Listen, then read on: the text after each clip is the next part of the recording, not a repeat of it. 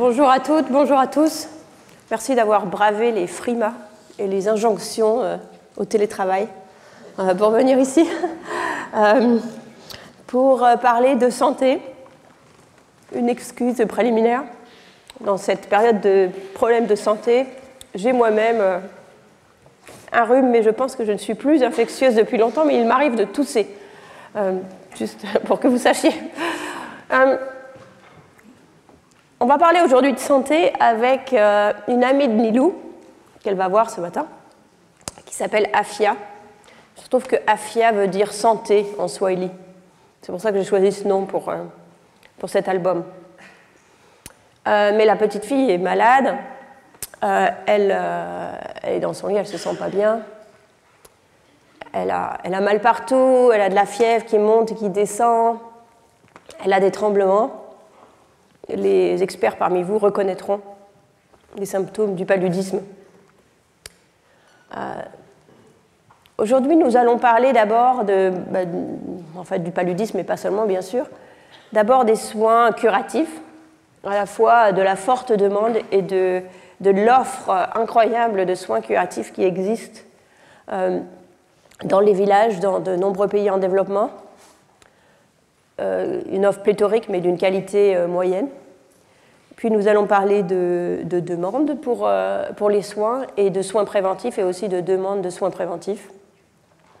Et je conclurai par parler des nouveaux défis de la santé, dont on a parlé assez peu jusqu'à maintenant, y compris dans les travaux, à la fois dans les politiques et les travaux scientifiques se sont concentrés sur les maladies comme le paludisme, par exemple, les maladies infectieuses qu'on considère être le défi majeur de la santé dans les pays pauvres.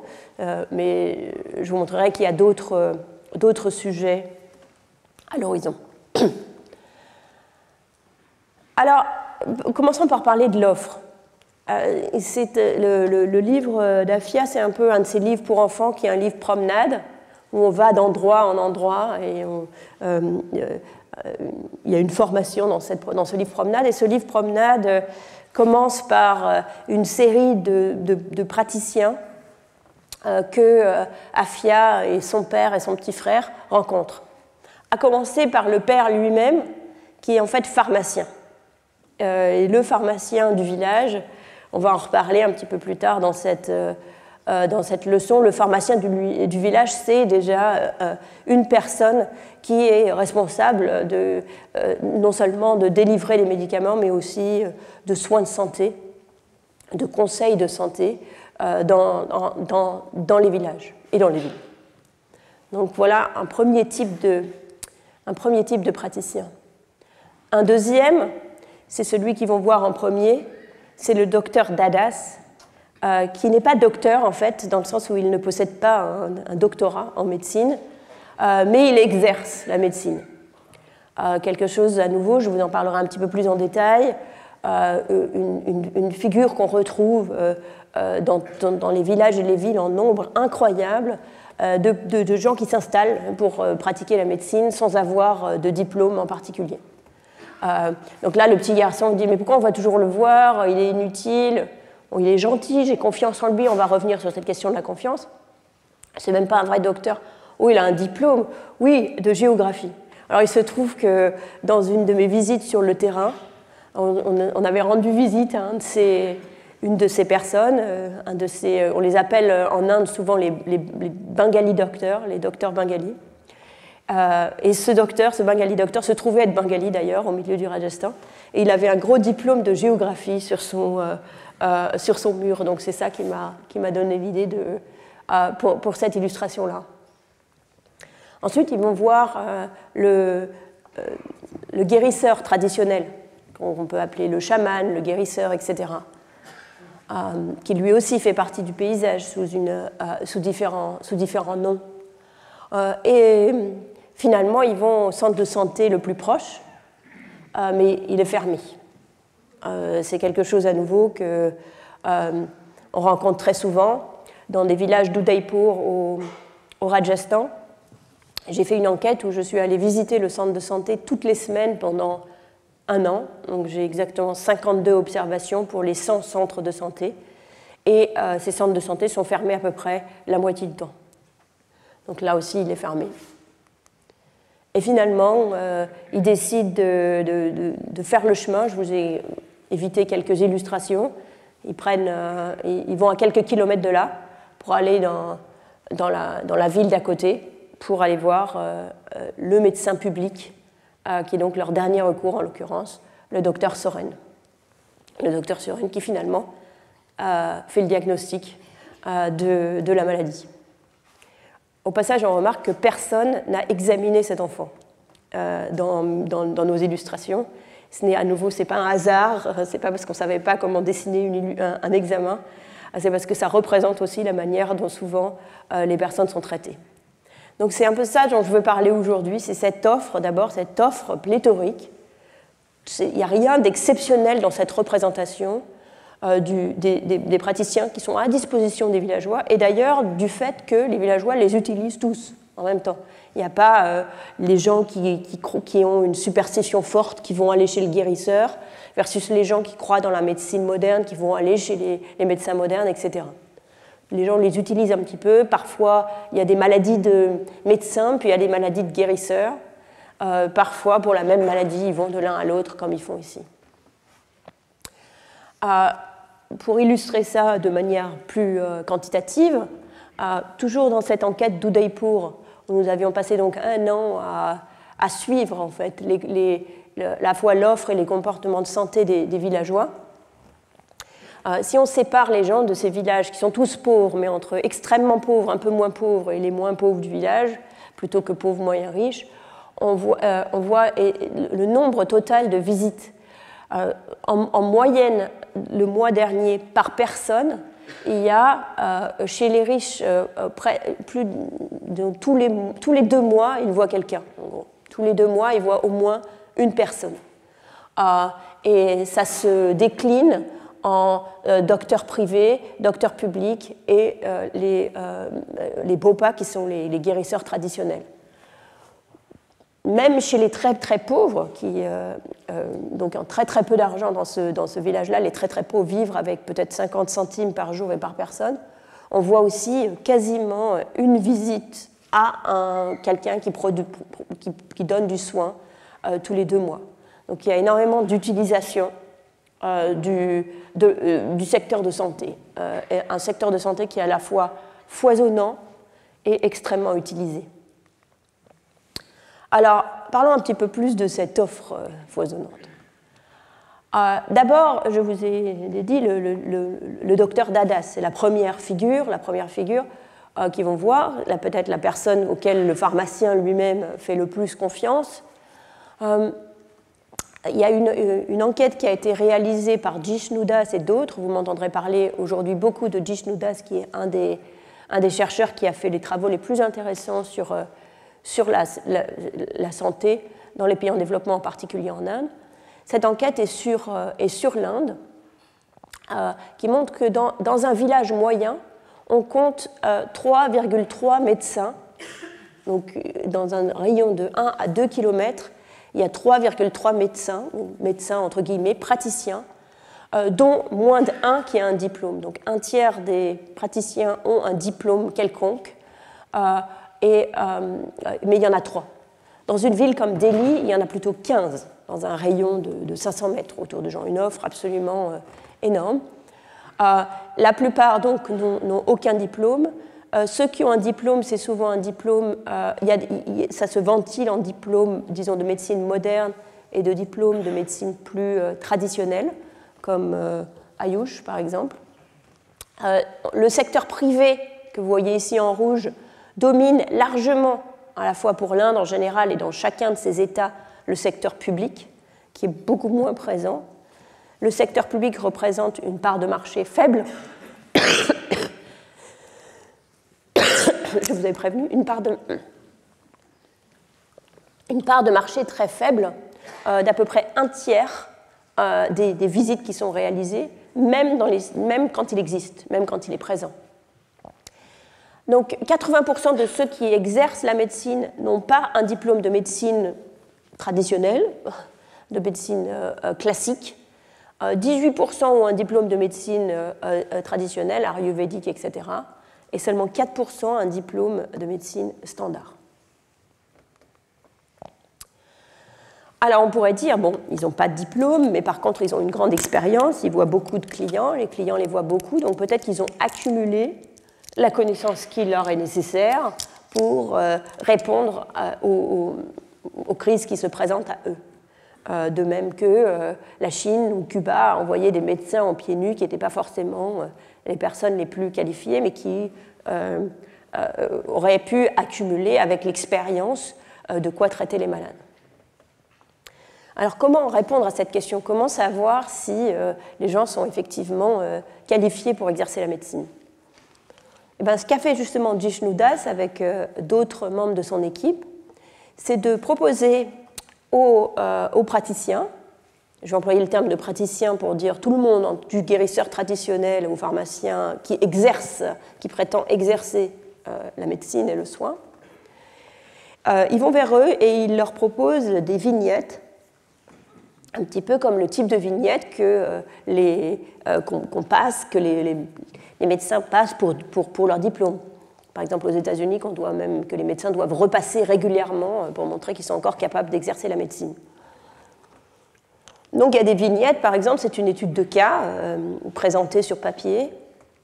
On présente le cas, on explique au praticien que la personne fera les tests qu'on lui demande, que si le praticien peut poser les questions qu'il veut, faire les examens qu'il veut, la personne fera les tests nécessaires, on lui donne les résultats.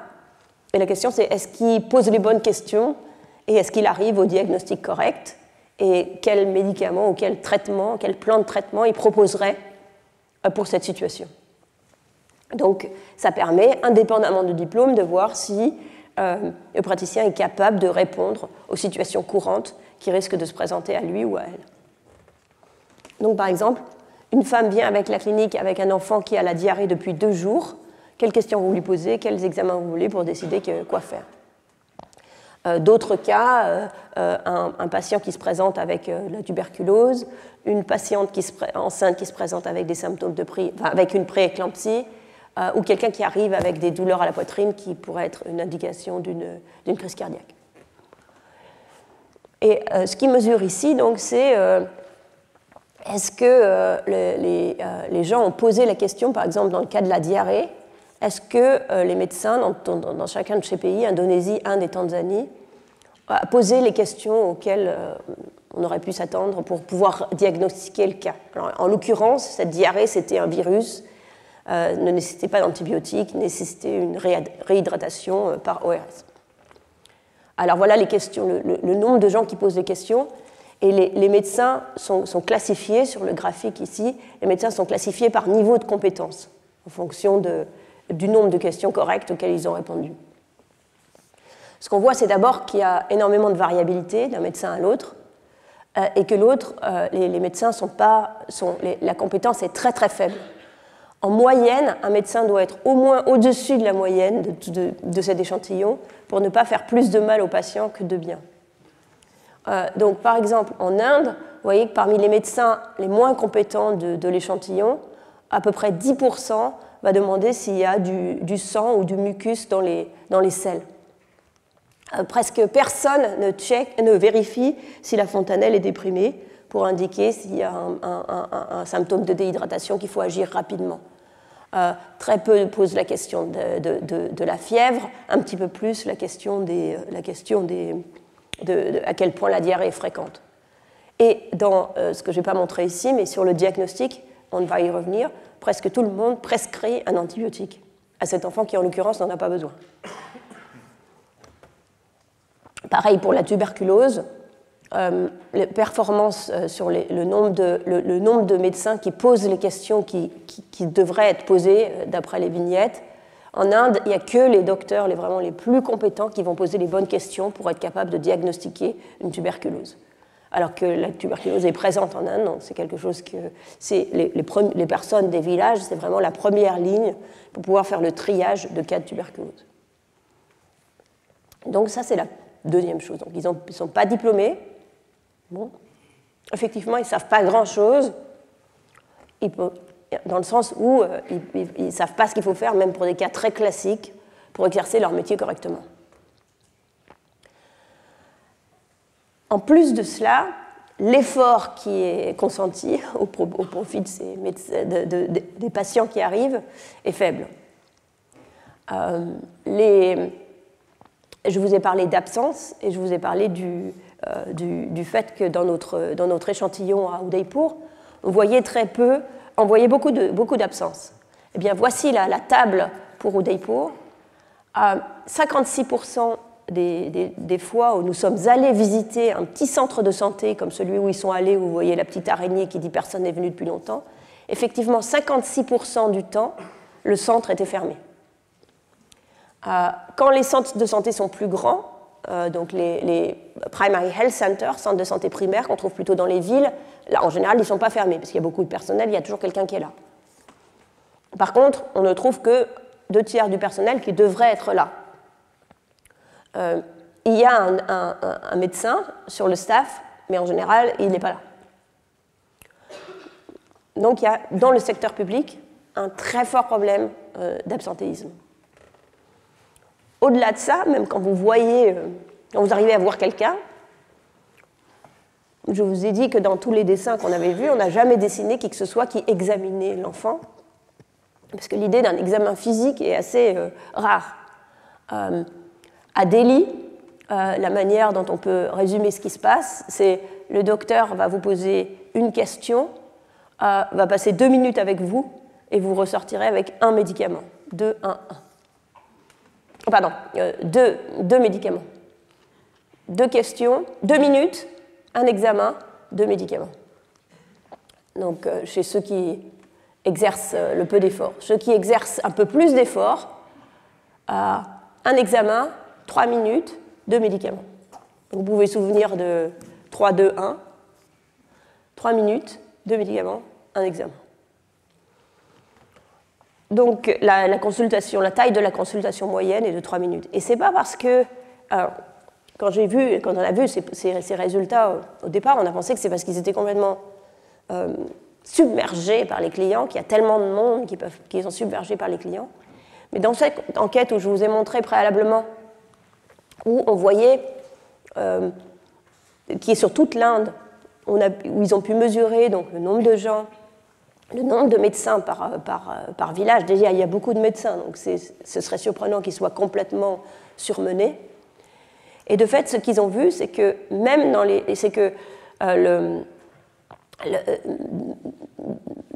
les endroits où ils passent 2 minutes par patient, si on accumule le nombre de minutes qui passent au total, ils ont à peu près 3 heures de temps effectif à travailler avec les patients. Donc ça laisse quand même du temps pour une journée de 6 heures, disons, pour doubler le temps qu'ils pourraient passer avec les patients. Donc ce n'est pas directement dû au fait qu'ils sont surmenés et qu'il y a des patients partout. Le résultat du fait qu'ils ne passent pas beaucoup de temps, c'est que non seulement ils ne savent pas grand-chose, ce que je vous ai montré avant, mais en plus, ils en font encore moins que ce qu'ils savent. C'est quelque chose qui est dans la littérature médicale, on appelle le no-do gap, c'est-à-dire l'écart entre les connaissances et les pratiques, le fossé entre le savoir et le faire. Donc, comment on mesure le no-do gap ? Alors, en général, c'est très difficile de savoir si un médecin se comporte de manière adéquate avec le patient qu'il a devant lui, parce que forcément, on ne sait pas quelle est la nature de ce que le patient amène.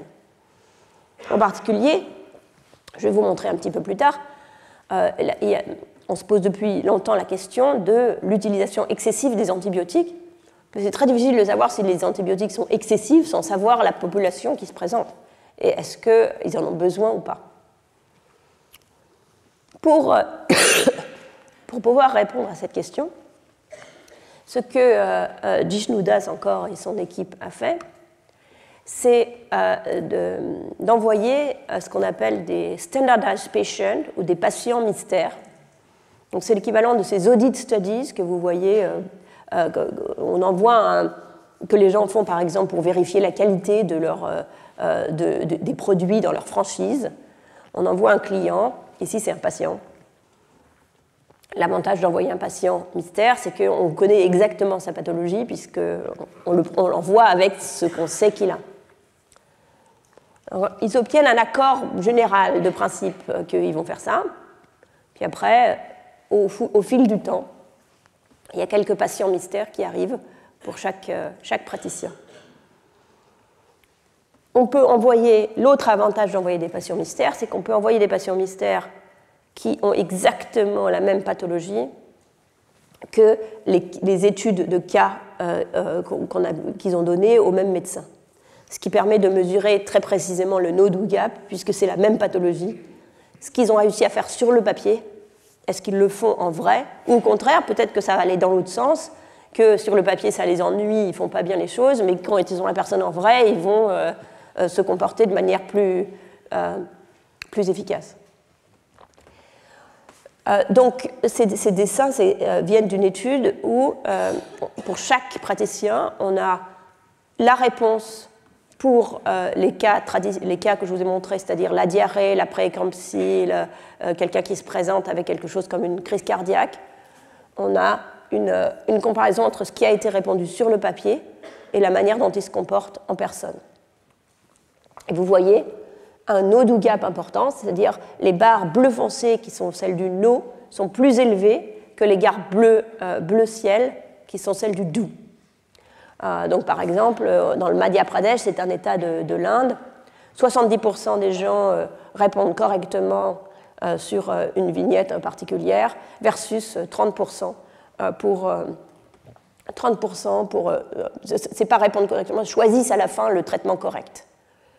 Donc, et peut-être aussi un traitement incorrect aussi, mais au moins propose ce qu'il aurait fallu faire pour ce cas. Par exemple, dans le cas de la diarrhée, any correct treatment, c'est au moins vous prescrivez de la réhydratation orale. Le médecin, on lui donne aussi le crédit si en plus il donne des antibiotiques, même si ce n'est pas adapté en l'occurrence. Donc on voit que 70% des praticiens en Madhya Pradesh font au moins un traitement correct sur le papier, mais moins de 40% quand la personne se présente. De la même façon pour Birbhum, qui est aussi en Inde, Delhi et en Chine. Donc il y a pour tous les types de praticiens un écart entre ce qu'ils savent, qui n'est déjà pas grand-chose, et ce qu'ils font. Cet écart permet aussi de comprendre un mystère qui est pourquoi les gens décident d'aller voir plutôt des praticiens privés que des praticiens publics. Parce que les praticiens publics sont beaucoup mieux formés. Les docteurs qui sont dans un centre de santé primaire, c'est des vrais docteurs, avec un vrai diplôme de docteur. Leurs compétences augmentent avec leur qualification. Donc, par exemple, si on compare public avec privé sans formation, les docteurs du public en savent plus que les docteurs du privé sans formation. Donc, ils ont plus de chances de donner le bon traitement à la vignette. Les docteurs privés avec diplôme sont encore plus compétents. De manière générale, on voit que la formation augmente la réponse correcte aux vignettes. Mais le problème, c'est que l'effort aussi diminue dans le secteur privé et en fait, de manière générale, diminue avec la formation.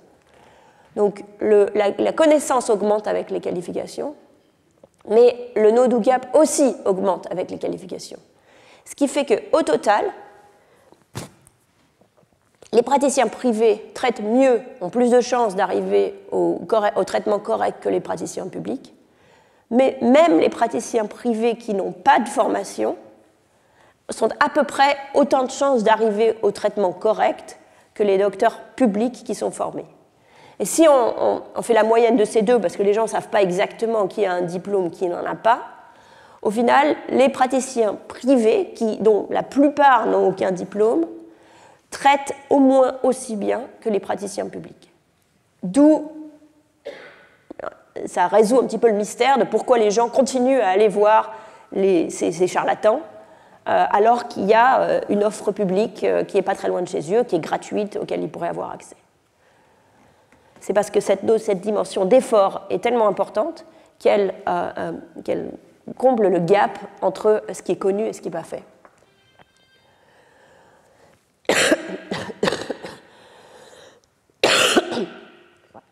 la probabilité de traiter correctement est effectivement liée à l'effort. Si on fait une checklist, si on fait une liste de ce qu'on peut faire, de ce qu'il faudrait faire pour chaque condition, on peut remplir est-ce que le médecin a fait tout ce qu'il aurait fallu faire quand la personne le patient se présente avec ce type de symptômes. Et on voit que plus ils ont checké, plus ils ont mis de checkmark, plus ils font ce qui est dans la liste, tout ce qu'il faut qu'ils fassent dans la liste, plus il y a de chances qu'ils arrivent au traitement correct. S'ils remplissent au moins ça de traitement correct, ils arrivent, ce serait idéal en quelque sorte, parce qu'après ça, la probabilité n'augmente pas trop, mais on voit bien qu'en moyenne, ils font moins de traitement, ils font moins d'items dans leur liste que ce qu'ils devraient faire. Donc, le fait que les traitements soient incorrects est en partie dû à leur qualification, mais en partie dû à leur comportement vis-à-vis du patient, qui lui-même est en partie au moins une question d'effort et une question de temps passé.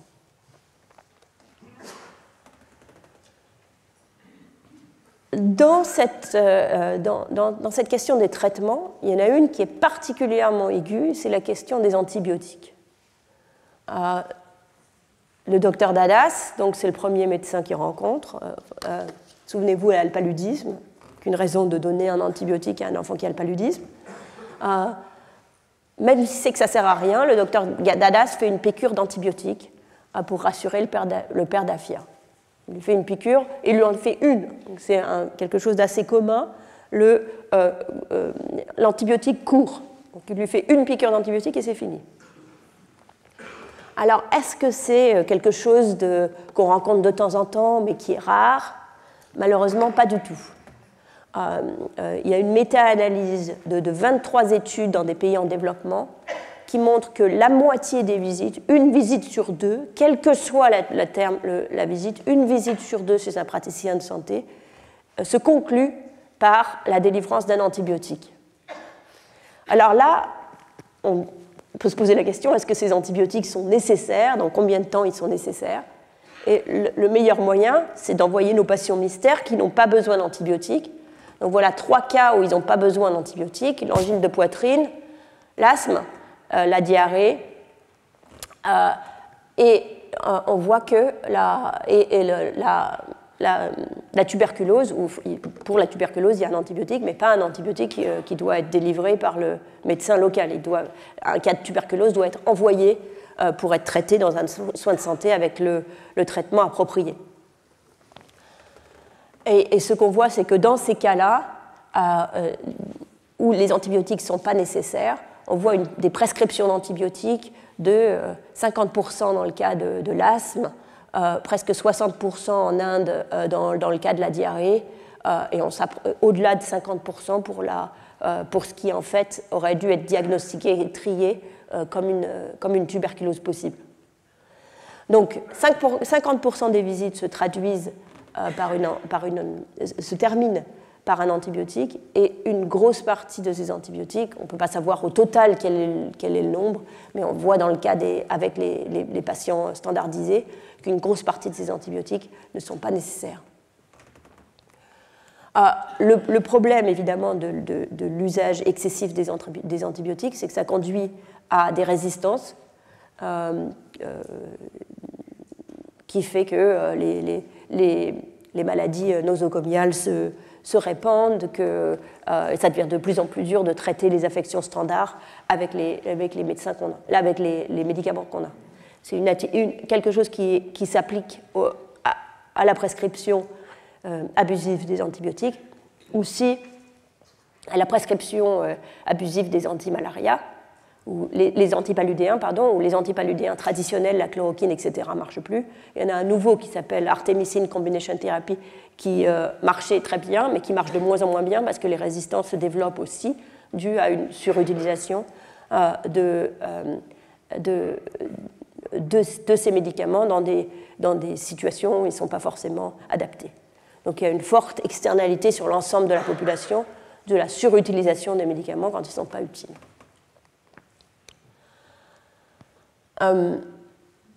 Juste pour montrer que c'est pas seulement, c'est à la fois le secteur privé prescrit les antibiotiques, mais on voit que même le secteur public le fait aussi. Donc, par exemple, le secteur privé, quand on compare le secteur privé et le secteur public pour cet exemple, par exemple, d'une angine de poitrine ou asthme, 21% et 27% du secteur public arrivent au secteur correct, à un traitement correct contre 27% du secteur privé. Donc, ce n'est pas très différent. À peu près la moitié dans les deux cas propose un traitement palliatif. À peu près 3/4, 74% dans le public, 80% dans le privé proposent un traitement qui n'est pas nécessaire. Donc il y a un traitement correct, mais il y en a un qui n'est pas nécessaire en plus, par exemple un antibiotique. Et il y a un antibiotique dans à peu près 27% des cas, très similaire dans le traitement, dans le privé et dans le public. Donc on voit qu'au total, les traitements privés et les traitements publics, le traitement dans le secteur privé et dans le secteur public se ressemblent et partagent cette abondance de médicaments, cette absence de tests, cette absence d'efforts et cette abondance d'antibiotiques.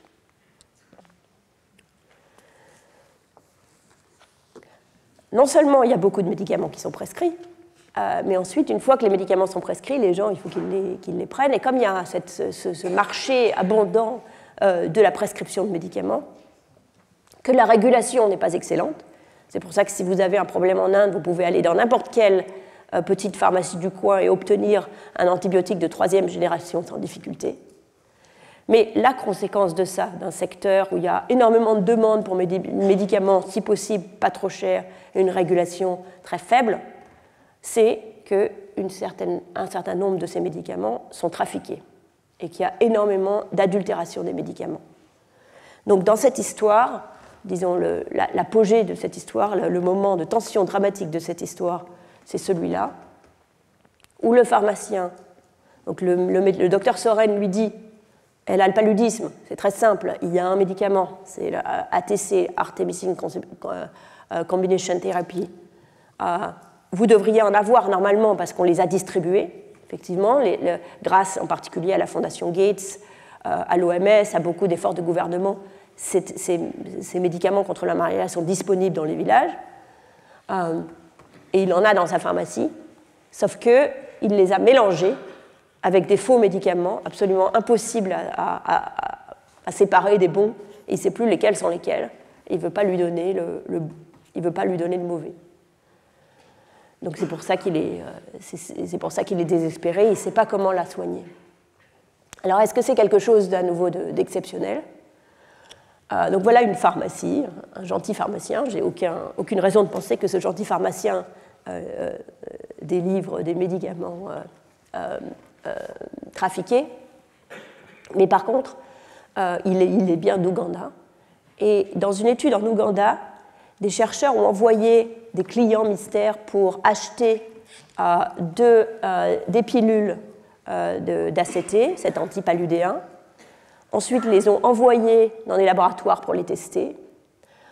Et ils ont trouvé que 37% des pharmacies vendaient des médicaments trafiqués. Donc ce n'est pas du tout un phénomène marginal. Si vous allez dans une pharmacie à Paris et que vous pensez qu'un tiers du temps, vos médicaments contre le mal de gorge sont faux, ce n'est pas une situation qui est très, très confortable. Donc voilà la situation. C'est l'offre qui est disponible dans les villages. Beaucoup d'offres, très variées, d'une qualité très médiocre, avec énormément de médicaments disponibles, que ce soit des stéroïdes, des antibiotiques, etc., mais dont la qualité n'est pas forcément claire.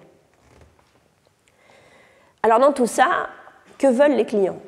On peut supposer que s'il y a toute cette offre, c'est un peu une réponse des clients parce que la régulation est très faible, donc il n'y aurait pas de secteur privé s'il n'y avait pas quelqu'un pour payer les visites. Mais est-ce que c'est vraiment le cas ? Alors, on a illustré ça dans le livre. C'est l'image qui vient juste avant l'image où le docteur Dadas fait une injection d'antibiotiques à la petite Afia. Alors d'abord, elle l'examine à peine avant de donner son diagnostic. Et il dit, oh, il a de la fièvre, elle a de la fièvre, c'est sûr.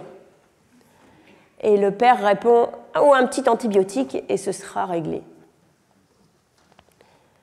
Et ensuite, le docteur Dadas est dans cette position un peu ambiguë parce qu'il sait bien, lui, que lui donner un antibiotique, ce n'est pas nécessaire dans ce cas. Mais les villageois aiment les antibiotiques, même quand ils n'en ont pas besoin. Ils parlent de résistance, ils voient qu'ils ne fonctionnent pas très bien. Mais s'il ne lui donne pas son antibiotique, il ne reviendra pas.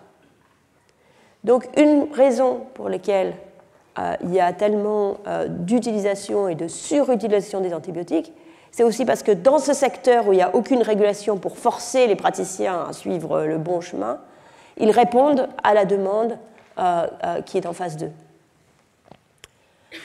Est-ce que c'est à nouveau quelque chose que je vous donne de manière tout à fait anecdotique ou est-ce qu'il y a effectivement cette forte demande d'action, forte demande de prendre un médicament quand ça ne va pas? Alors peut-être un petit peu d'introspection. Si vous êtes déjà allé chez le médecin avec une grippe et qu'il vous dit non, vous n'avez pas besoin d'antibiotiques, vous étiez un petit peu déçu. Parce que ce n'est pas du tout quelque chose dans les pays en développement, c'est très humain, on aimerait quand même bien faire quelque chose. Je me souviens aux États-Unis où les médecins sont encore moins friands d'antibiotiques qu'en France. La première fois que je suis allée chez le médecin m'a proposé comme traitement de respirer sous la douche en me disant ça vous fera du bien. Et je suis sortie en pensant c'est vraiment n'importe quoi la médecine aux États-Unis. Donc, on voit bien par introspection que, et je vais y revenir, qu'est-ce que c'est la demande qui sous-tend ce besoin d'agir, de faire quelque chose dans une maladie. Mais je vais d'abord vous montrer un fait pour appuyer un petit peu plus quantitativement cette idée qu'il y a une demande sous-jacente, pas seulement dans les pays en développement, mais de manière plus générale, pour le traitement. C'est une étude de Pascaline Dupas, dont vous vous souvenez peut-être au sujet des moustiquaires, Jessica Cohen et Simon Shanner. C'est au Kenya, où donc, il y a énormément de paludisme. Le nouveau médicament, ACT, est disponible, très utilisé, sans doute surutilisé. Donc ce qu'elles ont fait, c'est qu'elles ont encouragé des patients venus dans des pharmacies pour acquérir un antipaludéen à faire d'abord un test de diagnostic rapide. Donc vous arrivez dans la pharmacie pour demander, vous avez de la fièvre, vous dites donnez-moi ACT, et le pharmacien vous dit est-ce que vous voulez vous tester d'abord pour voir si c'est bien vraiment ça que vous avez. Par ailleurs, elles ont aussi offert une subvention pour le médicament, variant de 80% à 92%. Donc soit c'était 80% pas pour le test qui était complètement gratuit, mais pour le médicament lui-même, si jamais les gens décidaient de l'acheter après, s'ils le consommaient immédiatement. Alors la bonne nouvelle, c'est que les gens étaient tout à fait disposés à faire ce test. C'est un test rapide, un petit peu comme nos tests Covid. Donc ils ont la réponse immédiatement. La mauvaise nouvelle, c'est qu'ils ne suivent pas forcément ce que leur test leur dit.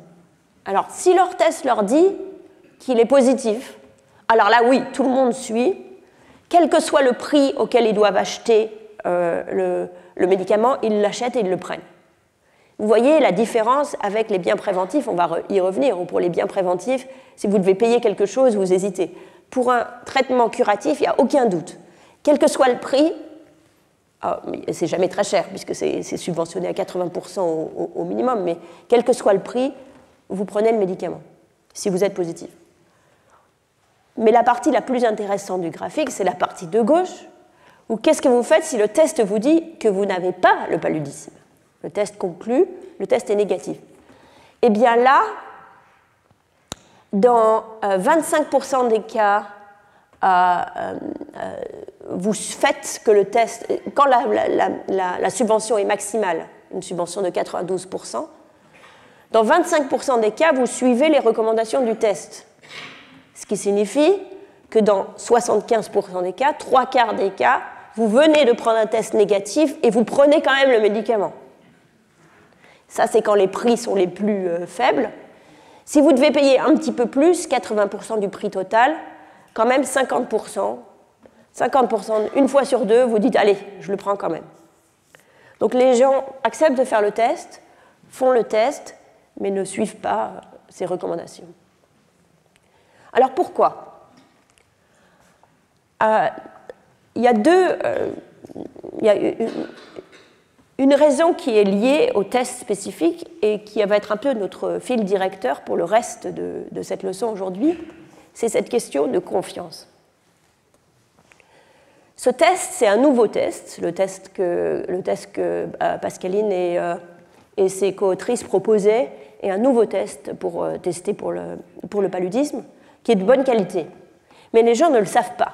Les gens ont l'habitude de tests qu'ils faisaient avant dans leur centre de santé, qui sont très imprécis, qui font beaucoup d'erreurs des deux types, le type 1 et le type 2.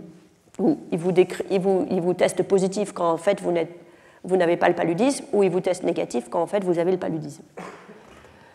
Donc les patients en fait ne font pas du tout confiance aux résultats du test. Ils le font quand même, mais bon, ils n'ont pas une confiance complète dans le résultat du test. À nouveau, un petit peu d'introspection sur est-ce qu'on a complètement confiance quand on fait un autotest sur le Covid ? Pas forcément.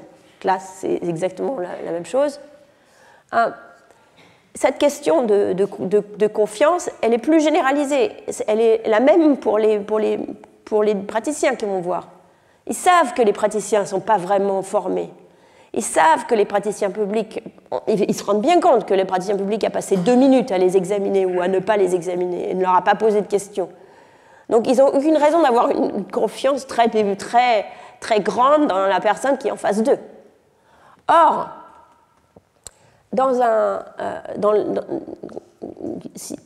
quand on pense à une maladie, c'est très compliqué de comprendre la biologie et la médecine d'une maladie.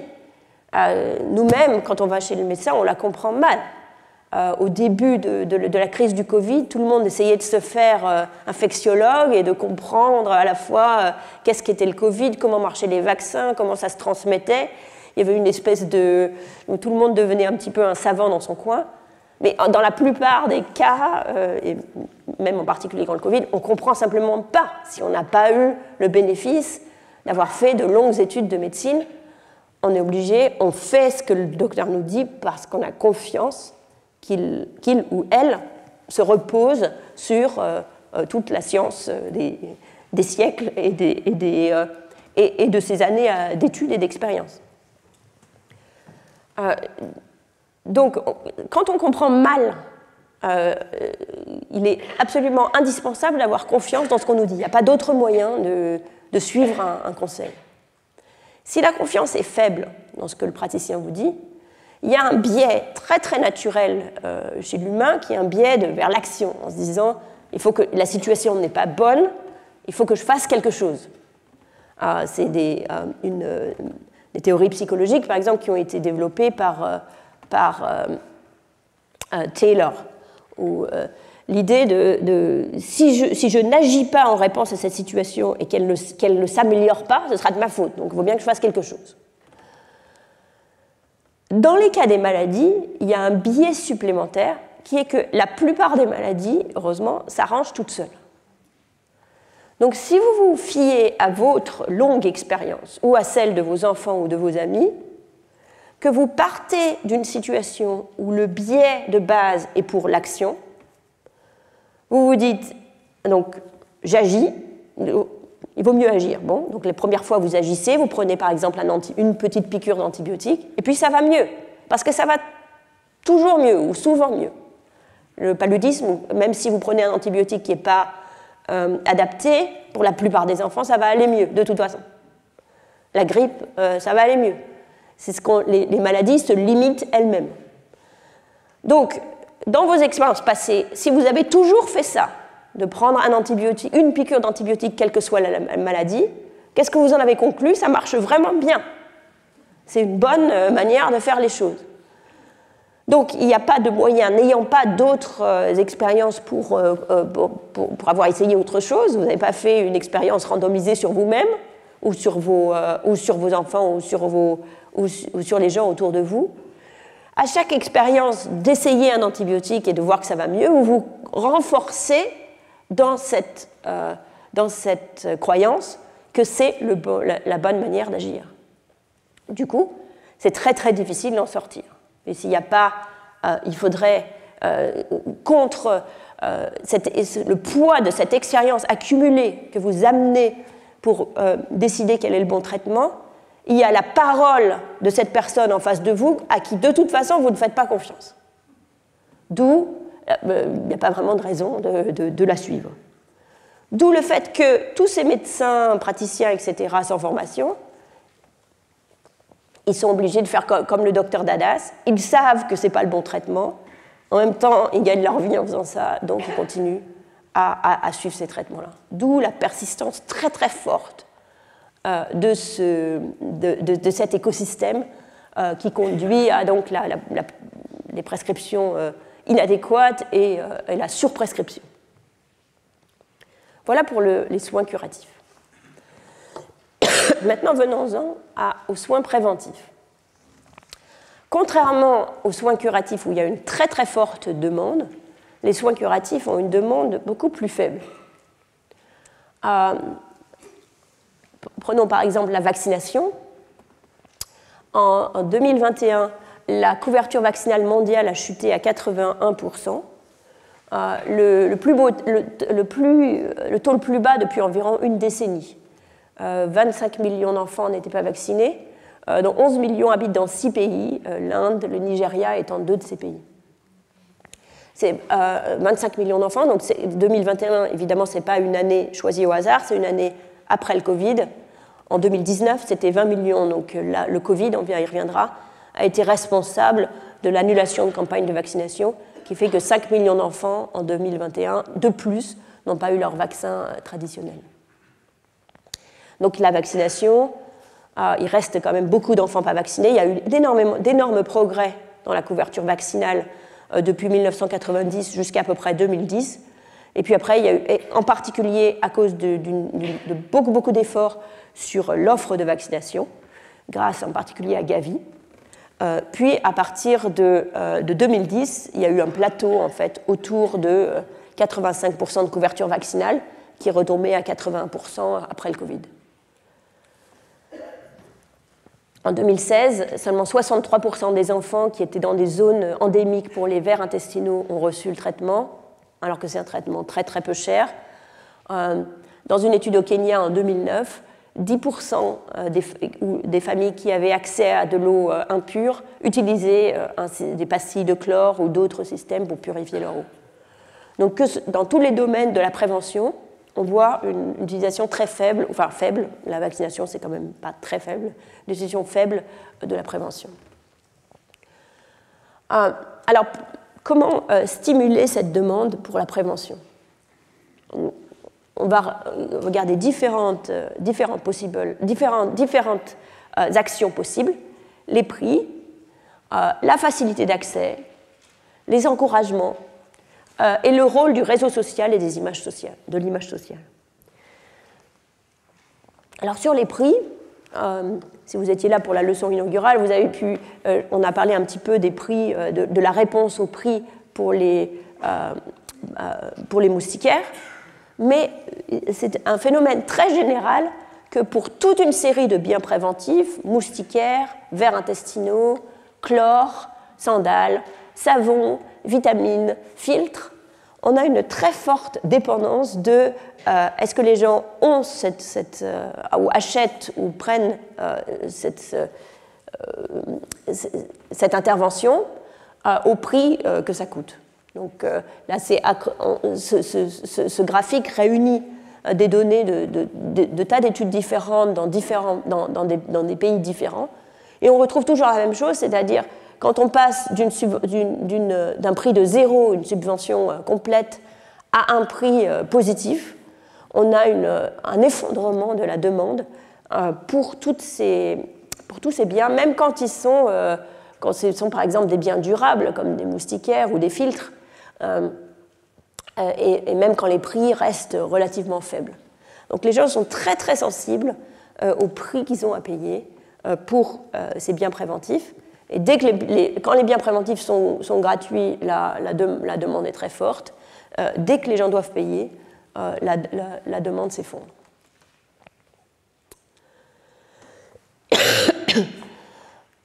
Il il n'y a pas seulement les prix, mais est-ce que c'est près de chez vous? Donc, là, par exemple, le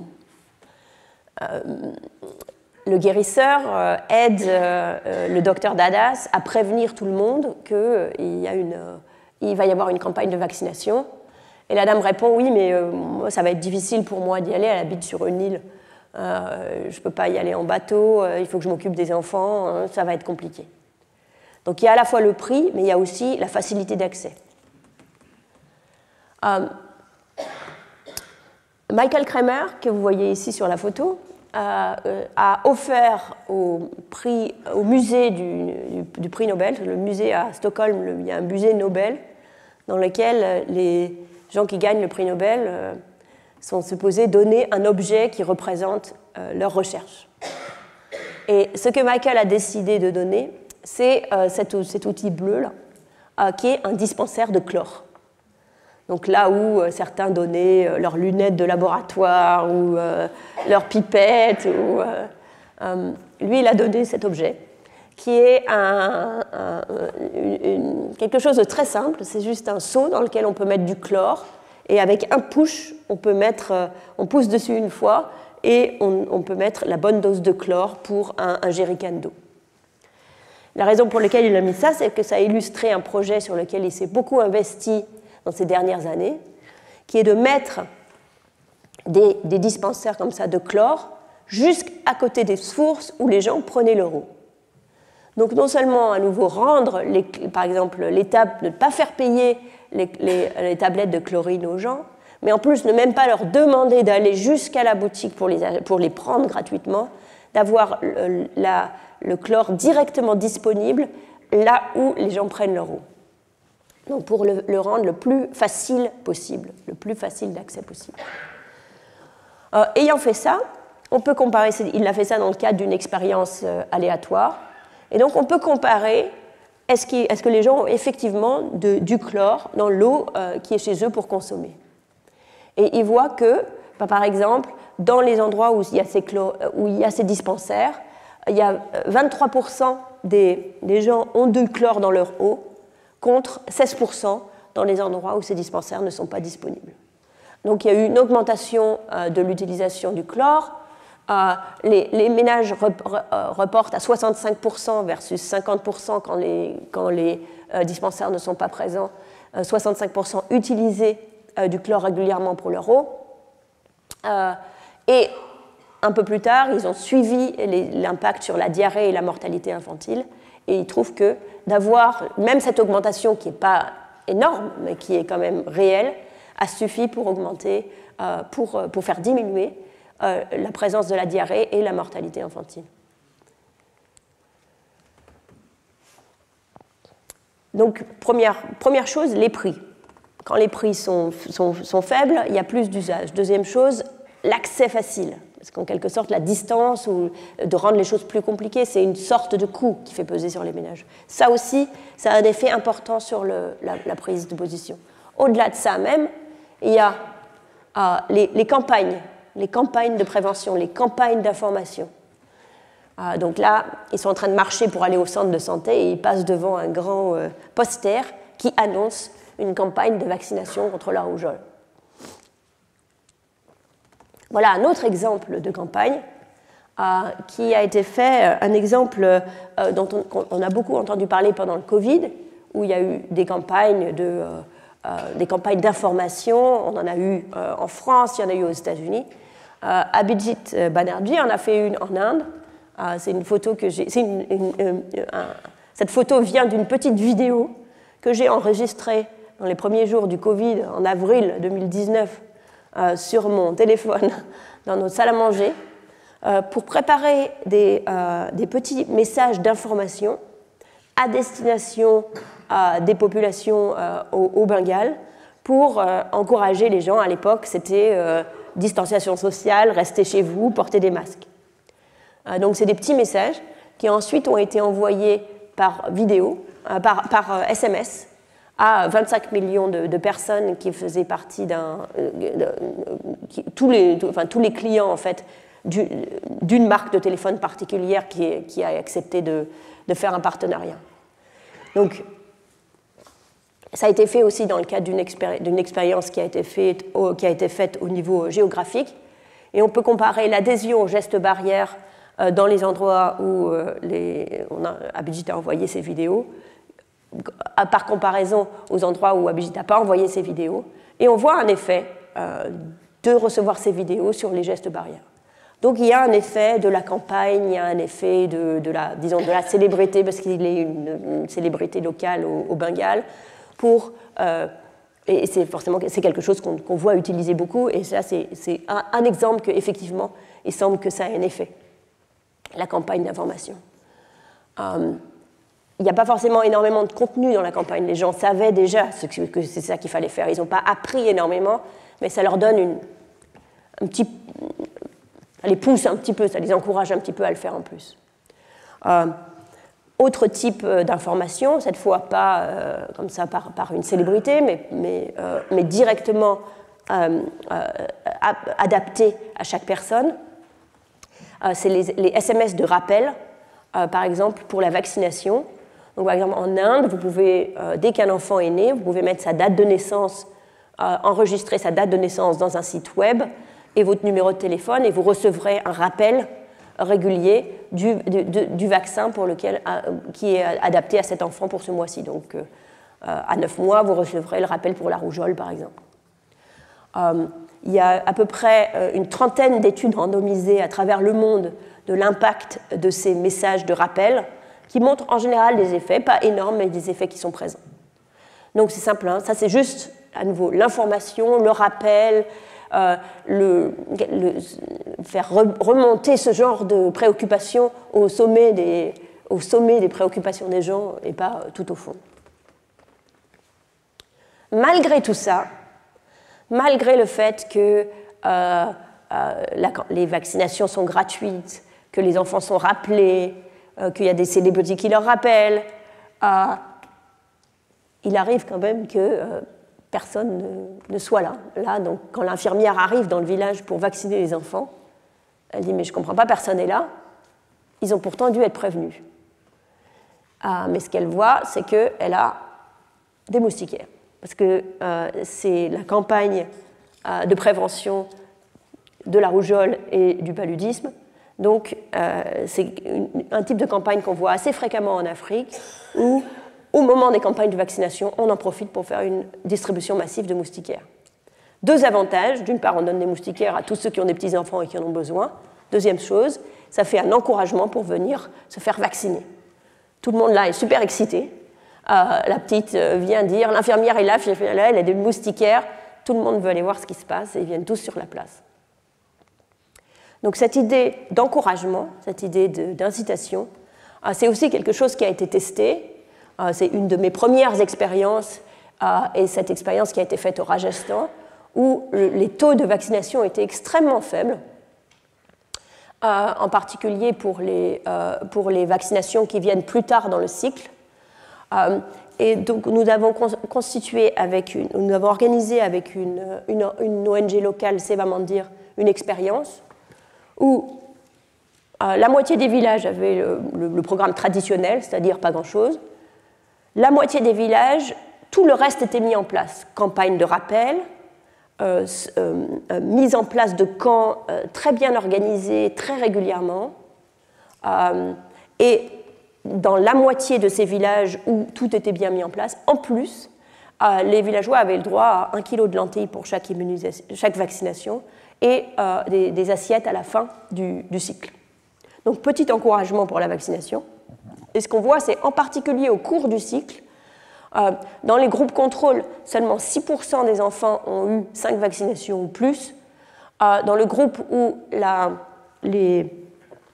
tout était bien organisé, 18%, donc c'est déjà bien, on multiplie par 3.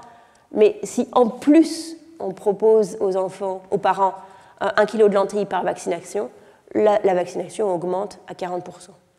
Alors depuis, ça c'est une étude qui a été faite depuis longtemps, j'en avais déjà parlé à mes premières leçons sur la santé il y a presque 15 ans aujourd'hui, mais depuis, ces études ont été répliquées dans d'autres contextes, donc ce n'est pas du tout un résultat unique, c'est un résultat qu'on retrouve au Nigeria, Il y a un programme qui s'appelle New Incentive qui fait la même chose au Nigeria, donc qui montre une augmentation sensible des vaccinations avec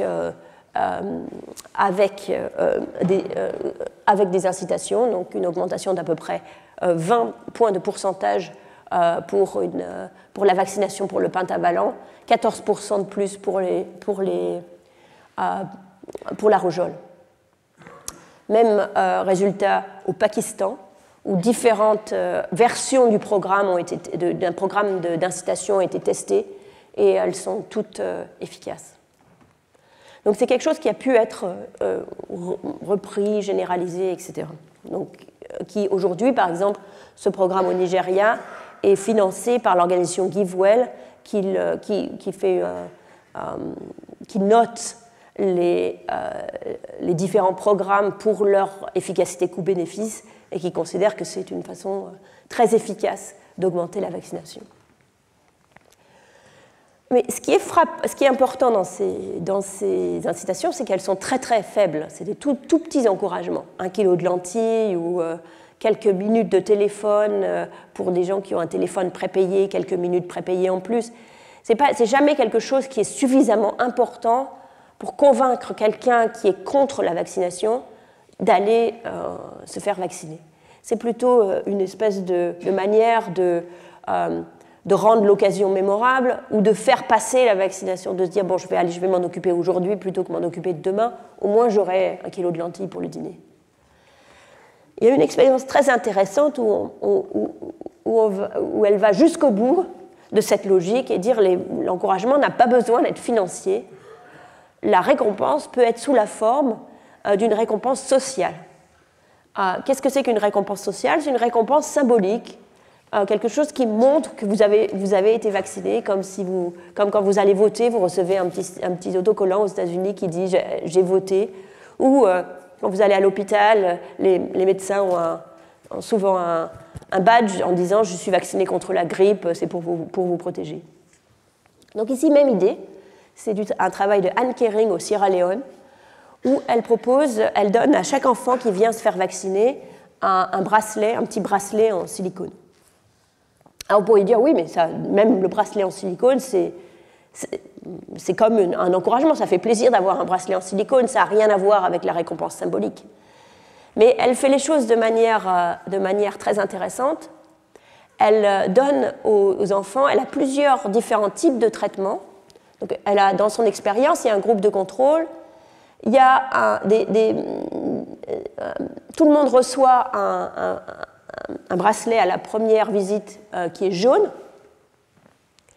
Et puis après, à la 4e ou à la 5e visite, ils échangent pour un bracelet vert qui montre qu'ils ont été vaccinés jusqu'au bout.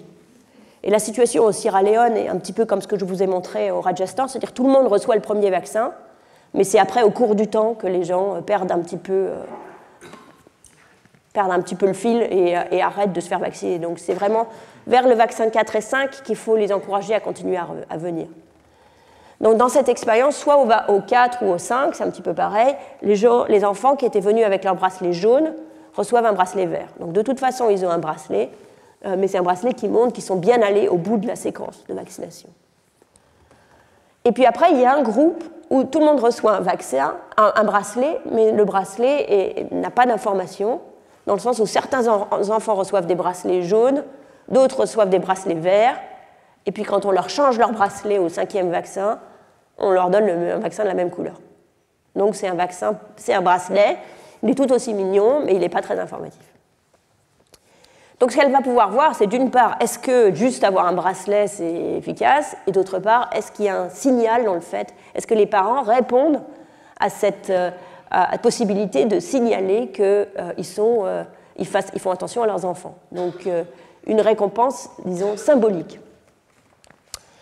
Donc voilà ce qu'on trouve quand on compare le bracelet signal 5, donc pour le 5e vaccin, au groupe de contrôle.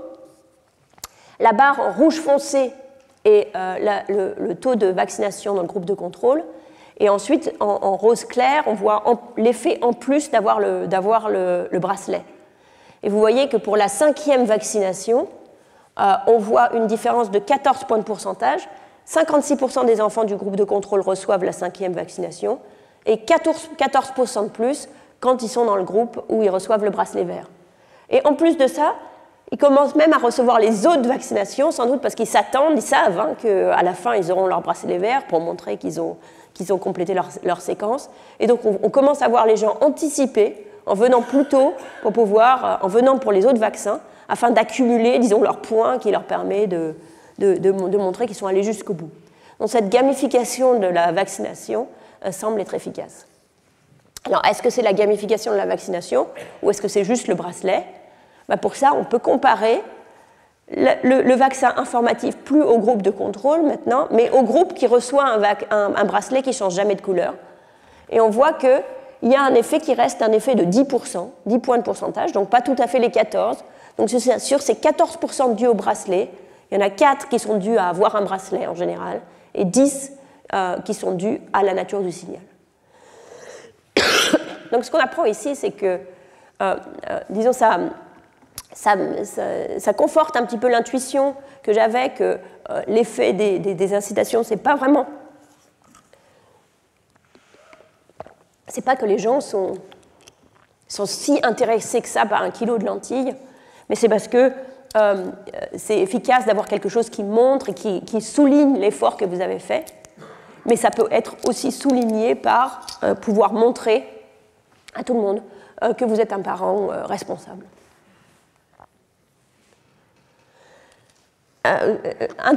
Chose intéressante, il y a eu un article du Monde qui a repris cet article, qui a repris cette étude pour dire que, donc c'est un article de Roman Nutsch et Angela Sutton, 2 personnes que je ne connais pas, donc, qui ont trouvé cette étude, qui l'ont lue, et qui l'ont citée comme un exemple dont on devrait s'inspirer pour encourager la vaccination contre la Covid-19. Donc les leçons vont du sud vers le nord.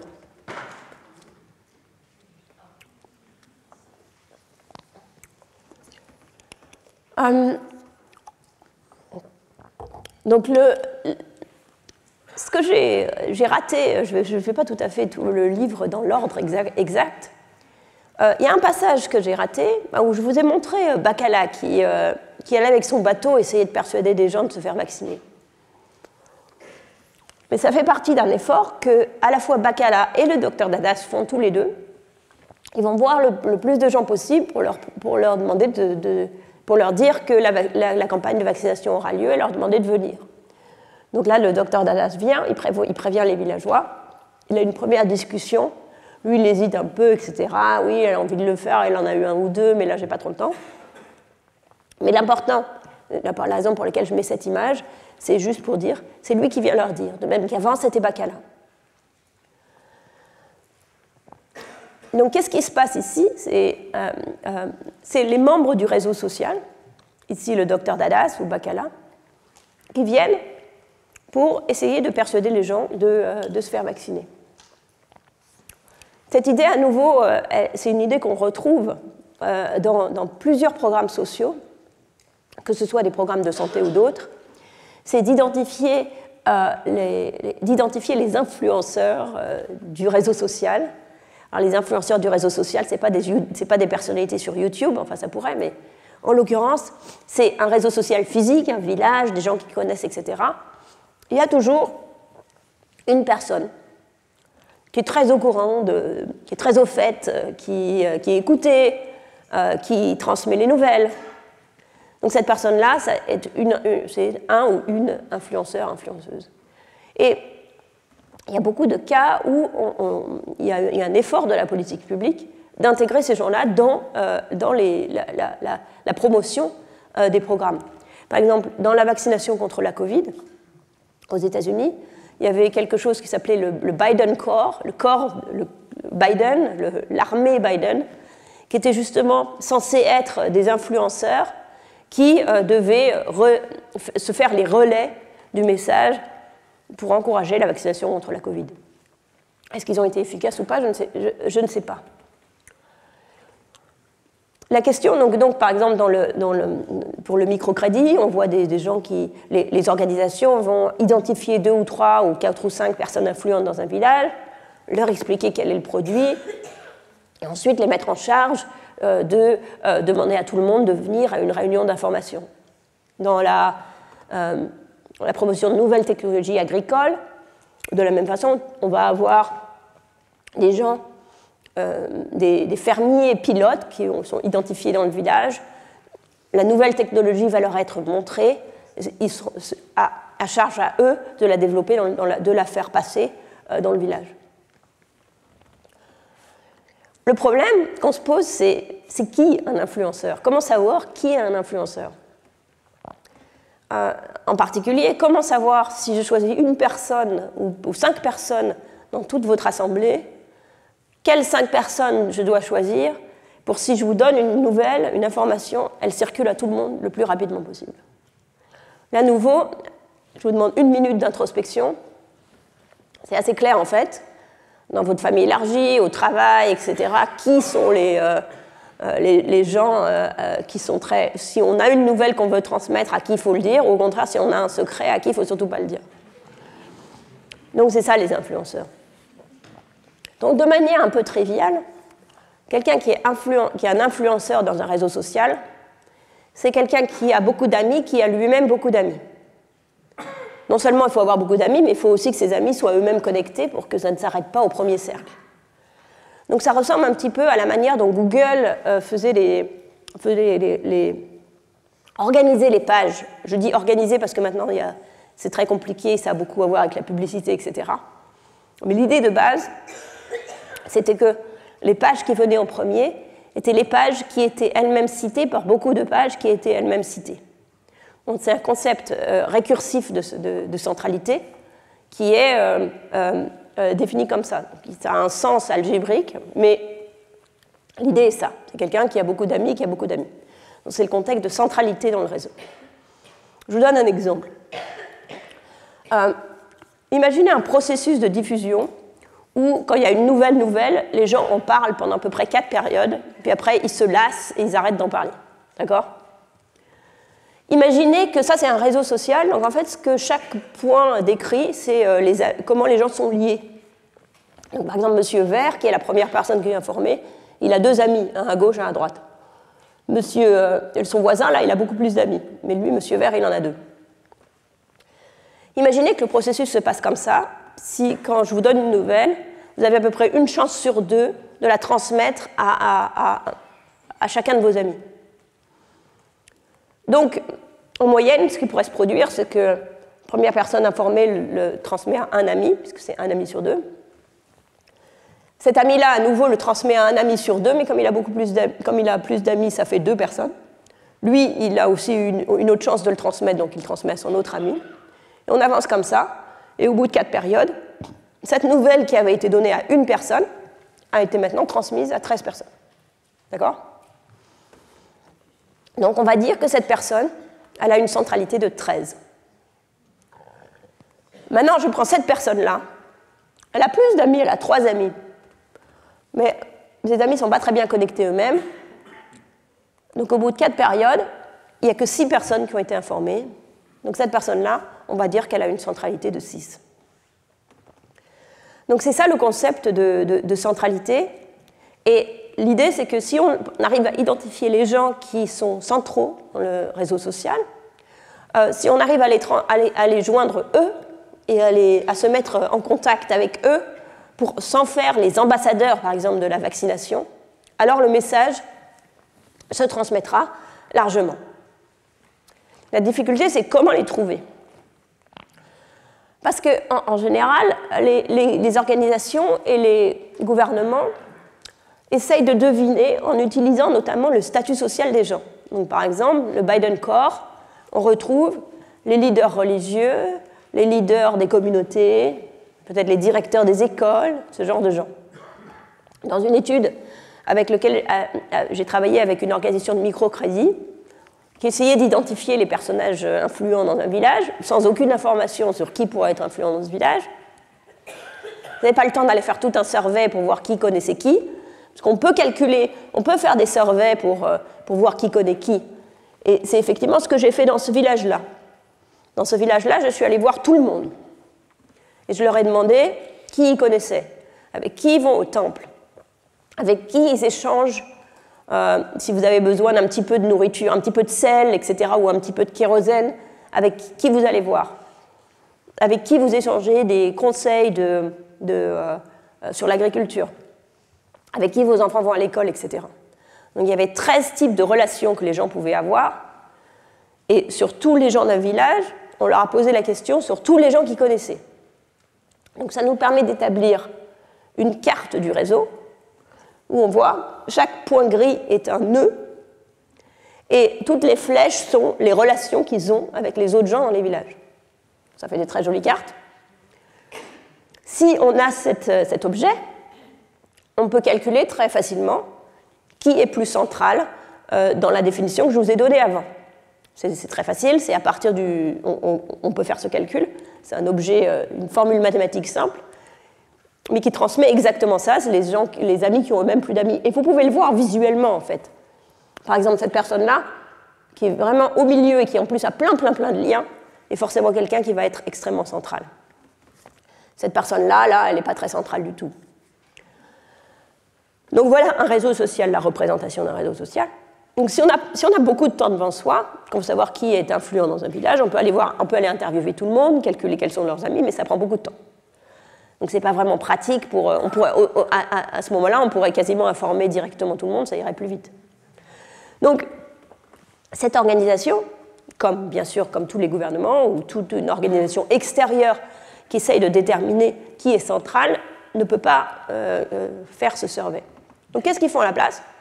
Ils se disent, bon, ils font une liste de catégories de gens qui, a priori, sont influents. Donc c'est ceux qui ont une boutique, c'est ceux qui font partie de groupes d'épargne, c'est les leaders religieux, les enseignants, les infirmières, le praticien de santé, etc. Donc, ils font une liste, ensuite ils cherchent ces gens et ils disent, voilà, c'est eux les personnes d'influence. C'est sûr que ce n'est pas une mauvaise idée, mais ce n'est pas parfait. On les voit ici, les personnes que, dans ce réseau social que l'ONG a dit sont importantes. Et on voit qu'il y en a qui sont effectivement importantes. Par exemple, celui-là que je vous ai dit, il est sûrement très influent, il est effectivement capturé. Mais il y a d'autres gens, ce n'est pas vraiment clair pourquoi ils sont là. Et en moyenne, les gens qui sont identifiés a priori comme des gens étant des gens influents sont plus influents que la personne lambda, mais pas tellement plus, et ne sont pas vraiment les personnes les plus influentes dans un village. Alors, la question qu'on s'est posée avec Matt Jackson, Arun Chandrasekhar et Abhijit Banerjee, et si on demandait tout simplement aux gens qui est influent dans votre village? Donc ce qu'on est allé faire, c'est qu'on est allé leur demander, on va voir quelques personnes dans le village, pas beaucoup, 10, 15 personnes, choisies au hasard, et on leur demande s'ils savent intuitivement qui est la personne influente dans le village. Donc, par exemple, dans votre village, si je voulais informer quelqu'un qui a une fête ou un autre événement, à votre avis, il faudrait que j'aille voir qui?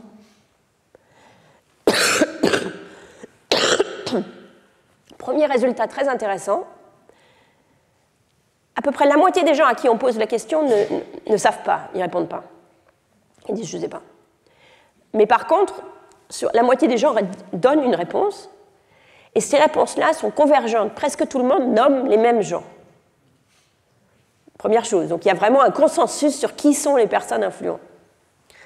Vous pouvez essayer ça dans votre travail. Faites votre enquête dans votre travail et regardez si tout le monde nomme la même personne comme étant la source de tous les potins du bureau. Deuxième chose, ces personnes-là qui sont nommées sont effectivement beaucoup plus influentes dans le sens mathématique, c'est-à-dire leur centralité est beaucoup plus forte que celle que des personnes choisies au hasard. Là, on compare avec des personnes choisies au hasard. Non, pardon, je reviens à ça. C'est des personnes sont beaucoup plus importantes que des personnes choisies au hasard, mais aussi sont beaucoup plus importantes que des personnes que l'ONG aurait choisies sur la base de leur catégorie socio-professionnelle, et aussi beaucoup plus importantes on va poser une question, qui sont les anciens, qui sont les personnes respectées? Donc les gens arrivent manifestement très bien à identifier les personnes influentes au sens réseau du terme. Troisième résultat, on est allé voir ces personnes influentes et on leur a donné un bout d'information. On leur a dit, on revient dans une semaine et on va faire une loterie pour donner un téléphone. Voilà plein de tickets, donnez-en à qui vous voulez. Et vous pouvez non seulement en donner à qui vous voulez, mais vous pouvez en donner, ceux à qui vous donnez des tickets peuvent en donner aussi à leurs amis. Et ensuite, on voit qui revient. Et les gens, en fait, avec leur ticket, il y avait juste un numéro de téléphone, il suffisait qu'ils nous appellent pour s'inscrire dans la loterie. Donc il n'y avait absolument aucune raison de ne pas prévenir tous les gens possibles pour pouvoir participer à cette loterie. Et il était clair que la probabilité de gagner, c'était 1 sur 6, ça n'avait rien à voir avec le nombre de gens qui avaient répondu. Parce que sinon, il y aurait eu le risque, si je préviens trop de gens, je ne vais pas gagner moi-même. Donc là, c'est vraiment, est-ce que l'information se diffuse? Tout le monde doit. Et voilà le nombre d'appels qu'on a reçus en moyenne. Dans certains villages, on a prévenu ces personnes influentes, qui avaient été nominées comme étant influentes. Dans d'autres, des personnes au hasard, et dans d'autres, les anciens. Et on reçoit beaucoup plus d'appels quand c'est les personnes influentes qui ont été nominées que quand c'est les personnes dont les catégories socio-professionnelles sont importantes ou quand elles ont été choisies au hasard. Donc il semble effectivement que les villageois soient assez forts pour identifier les personnes influentes dans leur communauté. Alors, ça paraît un petit peu surprenant. Enfin, ce n'est pas forcément surprenant si vous avez commencé par l'introspection et que vous vous dites « oui, effectivement, moi, dans mon réseau social, je sais qui est la personne influente ». Mais ça paraît être un peu influente parce que pour faire ce calcul mathématique, précisément, il faudrait connaître toute la structure du réseau social. Donc, il faudrait connaître qui sont vos amis, qui sont les amis de vos amis, qui sont les amis des amis de vos amis, etc. Or, on sait que les gens ne savent pas faire ça. Les gens identifient bien leurs amis, dans le sens où les amis en question répondent effectivement que cette personne est leur ami. Donc les gens identifient bien leurs amis, mais ils n'identifient pas bien les amis de leurs amis, et ils identifient très très mal les amis des amis de leurs amis. Donc ils n'ont aucune représentation complète du réseau dont ils auraient besoin pour calculer cet objet mathématique. Donc comment ça se fait qu'ils soient si forts à identifier les personnes influentes? Eh bien, c'est parce qu'il se trouve que cette notion de centralité, elle marche quand vous êtes l'origine d'une information que vous diffusez, mais elle marche aussi quand vous êtes le sujet d'une information. Donc, en fait, c'est un poster de Norman Rockwell sur les ragots. C'est les ragots et les potins sur les gens qui leur permettent de savoir qui sont les personnes dont tout le monde parle. Donc, maintenant, ils se disent, oui, il y a une nouvelle, dès qu'il arrive quelque chose à cette personne, ils achètent une nouvelle voiture, ils achètent une nouvelle chèvre, j'en entends parler immédiatement. Donc ça veut dire que cette personne est vraiment bien connectée. Donc il y a une homoténécité, il y a une relation entre quelqu'un qui est influence dans le sens où quand il parle, beaucoup de gens en parlent, et quelqu'un dont on entend beaucoup parler. Et donc c'est grâce à ça qu'ils savent assez bien identifier quelles sont les personnes influentes. D'où l'idée qui paraît toute bête, mais que vraiment je n'avais jamais entendu parler dans le cadre de la santé publique, c'est si vous voulez savoir qui il faut mettre dans la boucle pour diffuser les informations de santé, il suffit de demander aux gens à qui il faut aller parler. Donc tout ça, ça nous donne beaucoup d'interventions potentielles. Il y a les incitations, il y a les encouragements par SMS, il y a identifier les influenceurs locaux, etc. Plein d'idées possibles. Beaucoup de ces idées ont été testées dans différents contextes, différents endroits. Il y a aussi différents niveaux d'intensité. On pourrait donner des incitations plus grandes ou plus faibles. Au Pakistan, ils ont essayé plus grandes ou plus faibles. Ils ont essayé qui augmentaient avec chaque vaccination ou pas, etc. Si on envoie des SMS de rappel, on peut les envoyer à tout le monde ou seulement à certaines personnes. Bref, il y a vraiment beaucoup de possibilités. La question, c'est, maintenant, d'un point de vue politique, la question de politique publique, c'est comment aider un gouvernement à choisir le bon paquet. Quelle est la bonne combinaison de tout? Est-ce qu'il faut tout faire en même temps? Est-ce qu'il faut juste choisir la meilleure? Quel niveau d'intensité? Combien ça va coûter? Et tout ça. Et là, la multiplication d'expériences dans des contextes divers et variés ne conduit pas forcément pour un gouvernement à se dire « mais maintenant je fais quoi exactement? Qu'est-ce que vous me recommandez dans toute cette masse de choses que je pourrais faire potentiellement ?» Donc il y a une étape entre toutes ces preuves de concept et la mise en œuvre d'une politique qui va forcément être une combinaison d'interventions, qui est à grande échelle une expérience qui nous permette de dire quelle est la combinaison optimale et quelle est l'intensité optimale de chaque programme. Donc, pour pouvoir répondre à cette question pour un gouvernement, le gouvernement de l'Haryana au nord de l'Inde, qui avait énormément investi sur l'offre de vaccination, il y a des campagnes de vaccination très régulières et bien faites, mais qui se heurtaient à ce problème de demande qui faisait plafonner les taux de vaccination. Ils étaient intéressés par la possibilité de découvrir un type d'intervention qu'ils pouvaient déployer dans l'ensemble de leur État, mais ils voulaient savoir lequel. Alors, ce qu'on a fait avec eux, c'est de proposer une expérimentation à très grande échelle, c'est-à-dire, vous allez voir, sur plusieurs centaines de milliers d'enfants, qui combine les différentes modalités. Ça a commencé par nécessiter la mise en place d'un système informatique de traitement des vaccinations, parce que tout était fait sur papier. Donc on a mis en place pour eux un programme, un petit logiciel sur des tablettes. Donc quand les infirmières vaccinent l'enfant, elles envoient un formulaire sur la tablette avec l'information, l'identification unique de l'enfant, la vaccination, le numéro de portable. Tout ça va à un serveur, c'est traité par le serveur, qui envoie des rapports mensuels au gouvernement. Et sur la base de ces informations, les SMS sont envoyés pour rappeler aux enfants quelle vaccination ils doivent avoir maintenant. Et il y avait un système d'encouragement, un système d'incitation qui était des recharges de téléphone sont envoyées automatiquement dès que la personne est vaccinée. Donc ce système, il faut commencer par le mettre en place, ce qui nous a pris beaucoup de temps, beaucoup plus de temps que prévu, mettre en place ce système, mais au moins, après, une fois que ça il est en place, ça nous donne les données.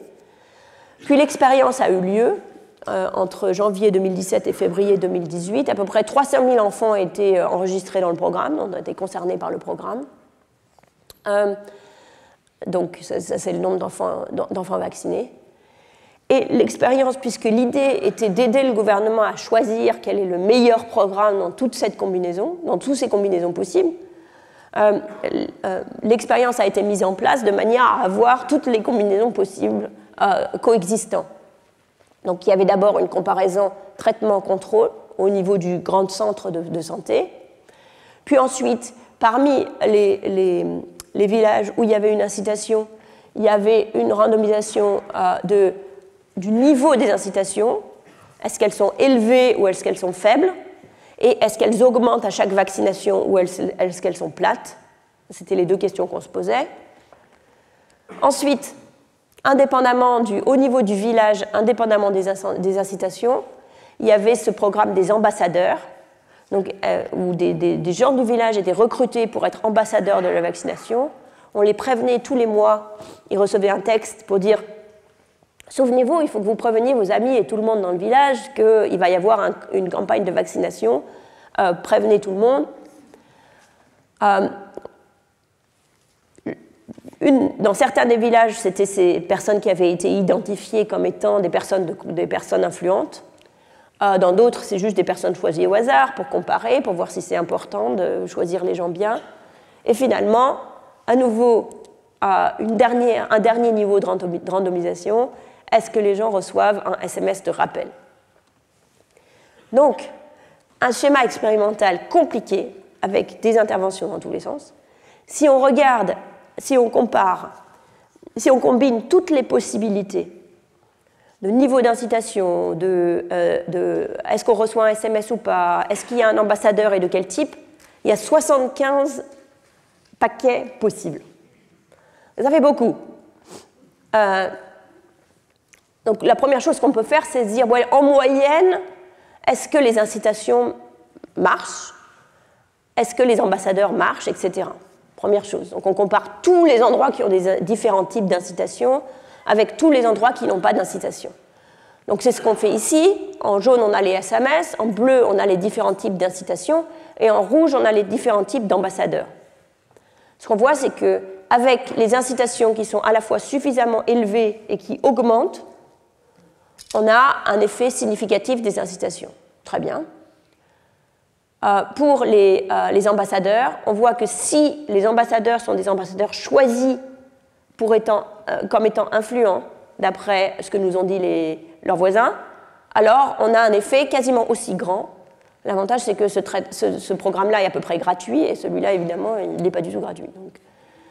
Donc tout ça, ça nous donne une première idée que oui, les incitations peuvent marcher, mais il faut qu'elles soient suffisamment importantes et il faut qu'elles augmentent.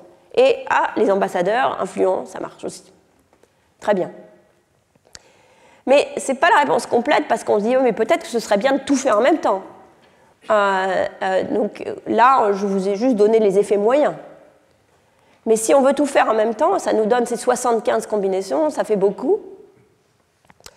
Donc ce qu'on a développé pour cette application, c'est une méthode pour laisser les données trancher quelles différences de programmes, quelles variations dans les programmes sont accidentelles, pas importantes, quels sont les programmes qui ne marchent pas du tout, et donc qui sont comparables à 0. Et du coup, qu'est-ce qui nous reste dont il faut vraiment étudier l'effet en comparaison du contrôle? Et quand on fait ça, donc ça nous permet on laisse les données choisir grâce à des protocoles de machine learning, d'intelligence artificielle. On laisse les données choisir quels programmes peuvent être combinés et comment. Je ne rentre pas dans les détails, mais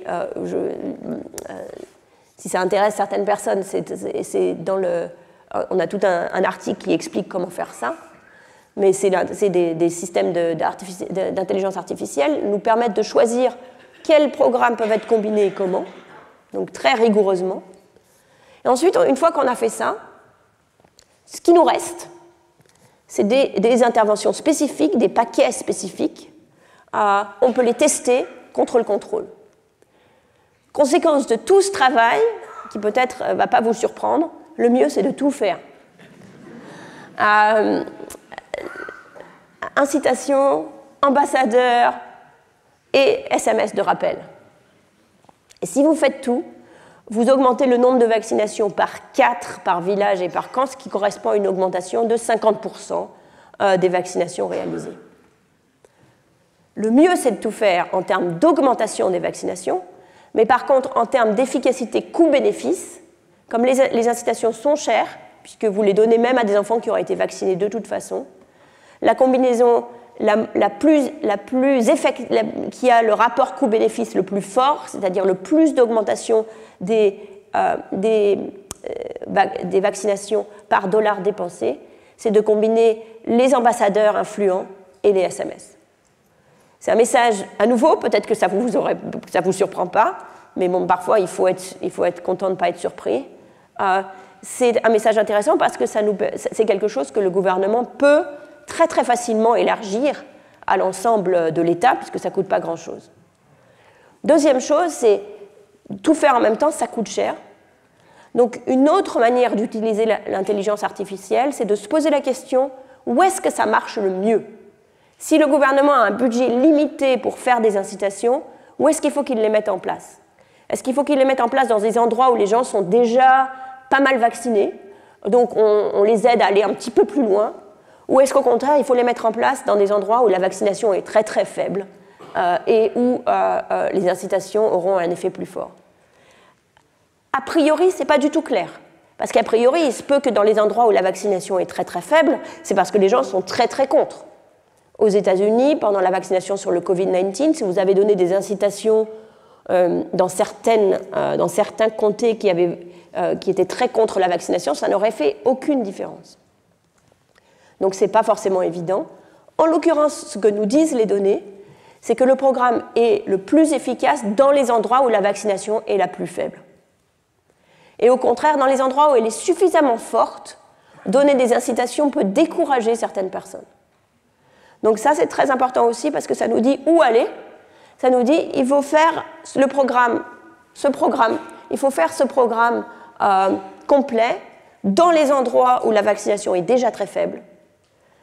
Là, vous avez un rapport coût-bénéfice qui est aussi très fort parce qu'il y a très peu de gens qui sont vaccinés au départ, donc de toute façon, vous ne donnez pas des incitations à des gens qui l'auraient fait de toute façon. Et en plus, les effets sont les plus forts. On a des effets là de multiplication de taux de vaccination par 4, similaires à ce que je vous avais montré à Udaipur.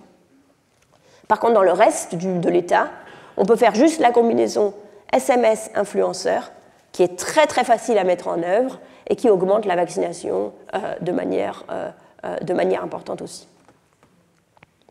Alors tout ça c'est très bien parce que, disons, dans la première moitié de mon travail, qui consiste à aider à travailler avec les gouvernements pour développer les bonnes politiques pour les objectifs qui les intéressent, donc là ça répondait à une demande de l'État de l'Haryana en quelque sorte, de les aider à penser à quelle combinaison d'interventions ils pouvaient ajouter à leurs efforts sur l'offre pour augmenter la vaccination. Mais la deuxième partie de mon travail, c'est aussi d'essayer de comprendre. Ce n'est pas juste de faire évaluation par évaluation, mais de comprendre pourquoi est-ce qu'on comprend mieux les comportements de santé. Est-ce qu'on comprend mieux comment les gens pourquoi les gens prennent les décisions qu'ils prennent. Et je vous ai montré, on donne des incitations, il y a ça qui se passe, il y a des influenceurs, il y a ça qui se passe, etc.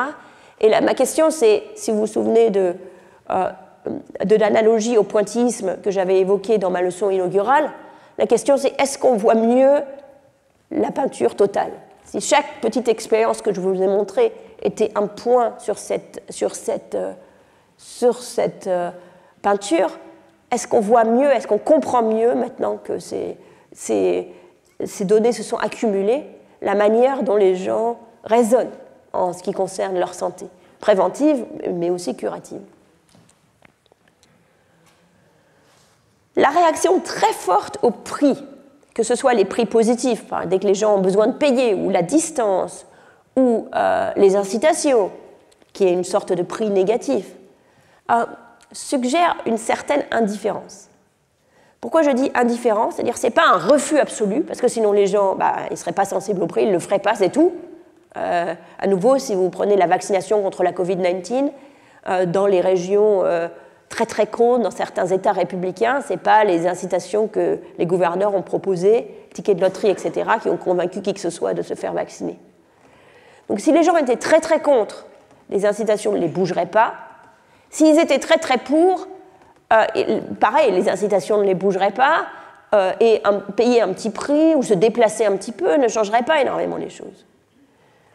Donc, cette sensibilité très très forte au prix, implicite ou explicite, et aux incitations, suggère que les gens sont un peu indifférents. Ils veulent bien le faire, ils veulent bien ne pas le faire. Ils sont un peu dans le flou. Alors même que si on leur pose la question, par exemple dans l'état de l'Haryana, on leur a posé la question, ils disent tous que la vaccination est très importante. Ils disent oui, 94% des gens répondent absolument, je veux absolument faire vacciner mon enfant, je sais que c'est important. Donc comment reconstituer les deux? Alors en 2009, quand j'avais fait une leçon sur la santé dans ce même amphithéâtre, j'attribuais essentiellement cette énigme à, d'une part, les gens semblent avoir vraiment compris les bénéfices possibles, mais d'un autre côté, ils se comportent comme s'ils étaient indifférents. J'analysais cette énigme en disant c'est un problème d'incohérence temporelle. Qu'est-ce que c'est que l'incohérence temporelle? Le présent est toujours beaucoup plus important pour nous, beaucoup plus présent à nos esprits que le futur. Donc aujourd'hui, on est très pressé, on a plein de choses à faire, on ne peut pas faire le truc, on peut pas faire ça tout de suite, mais demain on le fera. Donc par exemple, si vous pensez à faire votre gymnastique le matin, ce matin c'est pas possible, j'ai vraiment trop de choses à faire, il faut que je prépare mon cours, etc. Demain, ça ira mieux. Évidemment, demain vient et d'autres choses du même genre se mettent en chemin. À nouveau, un petit peu d'introspection. C'est très clair que ce n'est pas du tout quelque chose qui est caractéristique des pauvres ou des riches, c'est quelque chose qui est juste profondément humain. On souffre d'incohérence temporelle. Or, les bénéfices de la prévention interviennent dans un futur incertain alors que les coûts sont immédiats. D'où, par exemple, le contraste entre le fait que les gens ne font pas vacciner leurs enfants, attendent avant de les faire vacciner, etc., ou finalement finissent par passer le moment où c'est le moment approprié, alors que si un enfant a la rougeole, on voit immédiatement les parents aller de praticien en praticien, payer des traitements divers et variés pour essayer de faire quelque chose. Donc, parce que là, il y a devant vous l'urgence de la maladie tout de suite. Donc dans la prévention, les bénéfices sont dans le futur, d'un futur qui est incertain, on ne sait pas quand, alors que les coûts sont tout de suite. Donc les coûts prennent plus de place dans le cerveau des gens. C'est sûrement une partie du problème, aucun doute. Mais aujourd'hui, je pense que ça ne peut pas être tout le problème. Parce que on a plein de données qui nous montrent que les gens sont très sophistiqués. C'est-à-dire, nous avons ce problème d'incohérence temporelle. Mais nous savons aussi que nous avons ce problème d'incohérence temporelle. Par exemple, ce que je vous ai dit sur la propensité à remettre l'exercice à demain, on a ce problème, puis en même temps, on sait aussi que c'est le cas. C'est pour ça qu'on essaye de faire des choses. On s'inscrit à un gym, on s'inscrit à une classe, on devient ami avec quelqu'un d'autre, on choisit un ami pour aller courir le matin. On se met, en fait, on se force, tel Ulysse qui s'accroche à un mât. On essaye de trouver, ayant compris ce problème d'incohérence temporelle, on essaye toujours de trouver un petit peu des solutions pour se forcer à faire effectivement demain ce qu'on n'a pas le temps de faire aujourd'hui. On trouve exactement le même type de comportement chez les personnes pauvres, où elles vont choisir volontairement, par exemple, il y a une proposition qui leur a été faite de mettre de l'argent dans une boîte ou dans un compte qui serait supprimé si jamais ils étaient testés comme ayant fumé. Donc c'est des gens qui essayent d'arrêter de fumer. On leur propose de toutes les semaines de mettre un petit peu d'argent dans un compte, et si jamais ils ratent le test et qu'ils ont fumé, ils perdent le compte. Donc ça, c'est exactement le type de contrainte que quelqu'un qui souffre d'incohérence temporelle, mais le sait, peut décider de se mettre sur lui-même de manière à lutter contre ça. De la même manière, un collègue à moi, Frank Schilbach, a proposé un programme a proposé à des chauffeurs de rickshaw, des cyclistes, là, des rickshaws à vélo qui ont des gros problèmes d'alcoolisme. Il leur a proposé un programme où une incitation à venir une fois par jour dans le labo pour se faire tester, pour voir s'ils n'avaient pas bu ce jour-là. Et il leur a proposé de se mettre eux-mêmes une incitation, c'est-à-dire si jamais ils venaient sobres, ils étaient payés, s'ils venaient mais qu'ils avaient bu, ils n'étaient pas payés. Et quand on leur donne le choix entre ça et un paiement pour sûr, un tiers des gens choisissent un programme d'incitation, même si le programme, quand ils sont sobres dans le programme d'incitation, est plus faible que le traitement sûr. Donc ça veut dire qu'ils sont prêts à perdre de l'argent dans le meilleur des cas possibles, de manière à se lier les mains eux-mêmes pour boire moins. Donc tout ça pour dire qu'on a des exemples, exemple après exemple, de problèmes d'incohérence temporelle dont nous souffrons tous, mais aussi d'une grande sophistication vis-à-vis de ces problèmes. Alors, étant donné ça, Est-ce qu'il est vraiment raisonnable de penser que nos parents pauvres ne se sont pas rendus compte, mois après mois après mois après mois, qu'ils ne sont pas allés au camp de vaccination? Est-ce qu'avec cette sophistication-là, on peut penser que c'est vraiment raisonnable, qu'ils ne comprennent pas qu'il y a toujours quelque chose? Or, s'ils comprenaient ça, un jour, ils disent « Bon, allez, ça suffit, maintenant j'y vais. » C'est tout. Ils pourraient téléphoner à leur ami et dire « Si je ne vais pas au camp de vaccination le mois prochain, tu me forces à y aller. » Autrement dit, le fait que ce problème perdure comme ça au cours du temps me fait penser que s'ils étaient vraiment tellement persuadés que ça, que les bénéfices sont aussi importants qu'ils le sont en réalité, malgré les problèmes d'incohérence temporelle dont nous souffrons tous, ils auraient agi. Donc je pense que ça ne peut pas être que ça. Alors si ce n'est pas que ça, qu'est-ce que ça peut être? Eh bien, je voudrais revenir à la question de la confiance, dont on a parlé pour les soins curatifs, qui est un peu le fil directeur ici. À nouveau, alors, on a mis la conscience en jeu ici dans l'album d'Afia.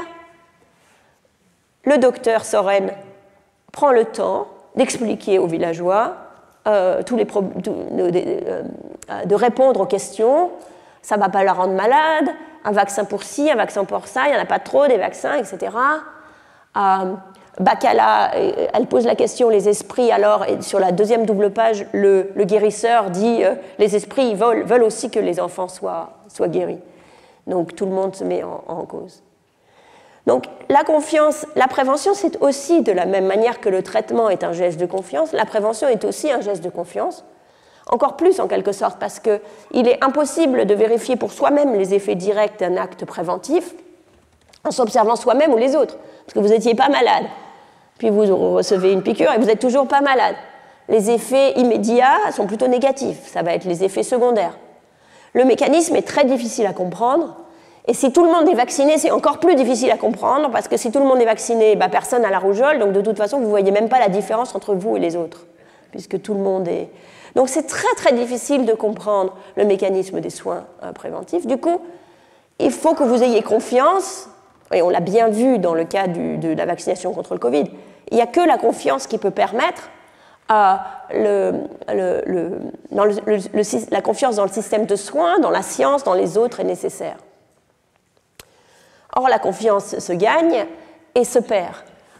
Dans deux exemples de problèmes de confiance, dans la crise de l'Ebola, il y avait une forte défiance vis-à-vis des gens, vaccination, l'autre défiance dans la vaccination et une crise globale. J'ai dit la vaccination se gagne et se perd. Je voudrais parler brièvement de deux exemples où la vaccination, où la confiance a été perdue. Un exemple nous vient d'Afrique française, où il y a eu un traitement forcé contre la maladie du sommeil, une maladie qui est dans la période coloniale, donc il y a maintenant très longtemps. C'est la maladie qui est transmise par la mouche tsetse. Il existait un traitement, mais un traitement qui rendait les gens très malades. Les colons blancs n'avaient pas du tout envie d'avoir à prendre ce traitement, et du coup avaient décidé que le meilleur moyen d'éviter ça, c'était de traiter tous les autres, pour éviter que la maladie leur arrive à eux. Donc il y a eu des campagnes de masse, examen et traitement de masse avec des médicaments dangereux que les Européens ne prenaient pas, souvent que la personne soit infectée ou pas. Les gens faisaient des longues queues, il y avait de forts effets secondaires, c'est-à-dire de mort, etc. Bref, c'était un petit peu une catastrophe, cette vaccination contre la mouche tsetse. Ça a été fait en Afrique équatoriale française, mais pas dans la partie anglaise. Et aujourd'hui, le Cameroun est moitié ancienne Afrique équatoriale française, moitié anciennement une colonie anglaise. Donc on peut comparer la période anglaise avec la période, ce qui est aujourd'hui le Cameroun avec le reste. Enfin, la partie qui était anciennement anglaise avec la partie qui était anciennement française. Et on voit donc historiquement beaucoup plus de visites dans le sud. Et quand on compare la vaccination aujourd'hui avec l'intensité des campagnes de vaccination qu'il y a eu historiquement, au tout début du XXe siècle, on voit une très forte relation. Donc on voit que ces effets de perte de confiance, ils restent, ils perdurent de manière extrêmement durable. Il y a d'autres exemples de ça, par exemple la stérilisation forcée pendant la période de l'emergency en Inde. Mais je vais vous donner un exemple plus récent, qui est celui de la vaccination au Pakistan, pour montrer que cette idée de perdre la confiance et d'utiliser la santé pour faire plein de choses est malheureusement quelque chose qu'on continue à faire dans différents pays. La CIA avait identifié, CIA avait identifié ce qu'ils pensaient être la maison de Bin Laden. Mais ce n'est pas complètement sûr. Donc, pour vérifier l'information, ils ont organisé, avec l'aide d'un docteur pakistanais, une campagne de vaccination pour récolter, avec des swabs dans le nez, pour récolter de l'ADN des enfants de la maison. Ayant identifié l'ADN de Bin Laden, ils ont dit, bon, c'est bien là, et ils sont allés chercher Bin Laden comme ça. Donc c'était une fausse campagne de vaccination. Ça a été révélé en 2011. Ce qu'on voit à partir de 2011, dans les périodes à forte, ça devrait dire ici, fort soutien islamique, pour les enfants qui sont d'âge à être concernés par cette feinte, une forte chute de la vaccination par rapport aux enfants qui étaient nés avant, donc qui ne sont pas concernés par cette feinte. Dans les régions où il y a un faible soutien islamiste, ça n'a pas eu lieu, parce que les islamistes ont utilisé, forcément, cette campagne pour créer une défiance contre la vaccination. Donc les solutions. Pour le préventif comme le curatif, la confiance est l'ingrédient clé des bons comportements de santé, qu'on retrouve aussi dans les pays riches. Donc implication première, ne pas utiliser la santé comme une arme politique. Ça paraît de bon sens, mais il faut parfois le répéter. Cultiver la confiance. Deuxième chose, dans le livre, on voit, tu vas voir, je vais voir Dr Dadas, il n'a pas de diplôme, mais il est toujours là et je lui fais confiance. Il faut prendre en compte le fait qu'il y a une offre qui existe déjà, dans laquelle les gens sont impliqués, dans laquelle ils ont confiance, pas essayer de les éliminer, mais au contraire peut-être les former pour les faire entrer dans le système. Il y a une étude randomisée au Bengale occidental de Jijnudas et Abhijit Banerjee qui les a formés pendant près d'un an, qui les a formés, les praticiens informels, les praticiens pas, pour leur donner, les rendre capables de gérer les cas. Et ça leur a permis d'améliorer leur gestion des cas, de combler l'écart avec les médecins publics pour les mieux former, la moitié en moyenne, et pour ceux qui ont suivi toutes les formations, tout l'écart avec les médecins publics en termes de gestion des cas, sans limiter l'utilisation excessive des antibiotiques, malheureusement. Mais donc cette formation a permis de mieux traiter les malades. Et ce qui est intéressant, c'est que ça a permis de mieux traiter les malades, pas en faisant en sorte que les médecins en sachent plus, mais en faisant en sorte qu'ils en fassent, en comblant le no-do gap, en faisant en sorte qu'ils fassent plus de ce qu'ils sachent et savoir. Donc ça a probablement à voir avec la confiance. C'est-à-dire les médecins, parce qu'ils ont été formés, avaient plus la confiance de leurs clients.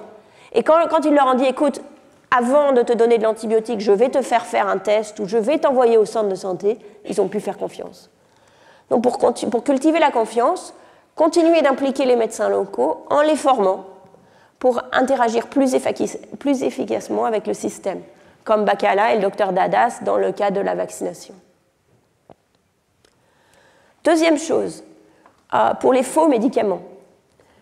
Justement, cette question de confiance peut être utilisée, parce que les gens ne font pas confiance à leur pharmacie, ils savent bien qu'il y a un mélange de faux et de vrai. Donc si quelqu'un arrive avec un gros capital de confiance, ça permet de remplacer, en fait, ça permet de chasser les mauvais médicaments. Les bons médicaments chassent les mauvais.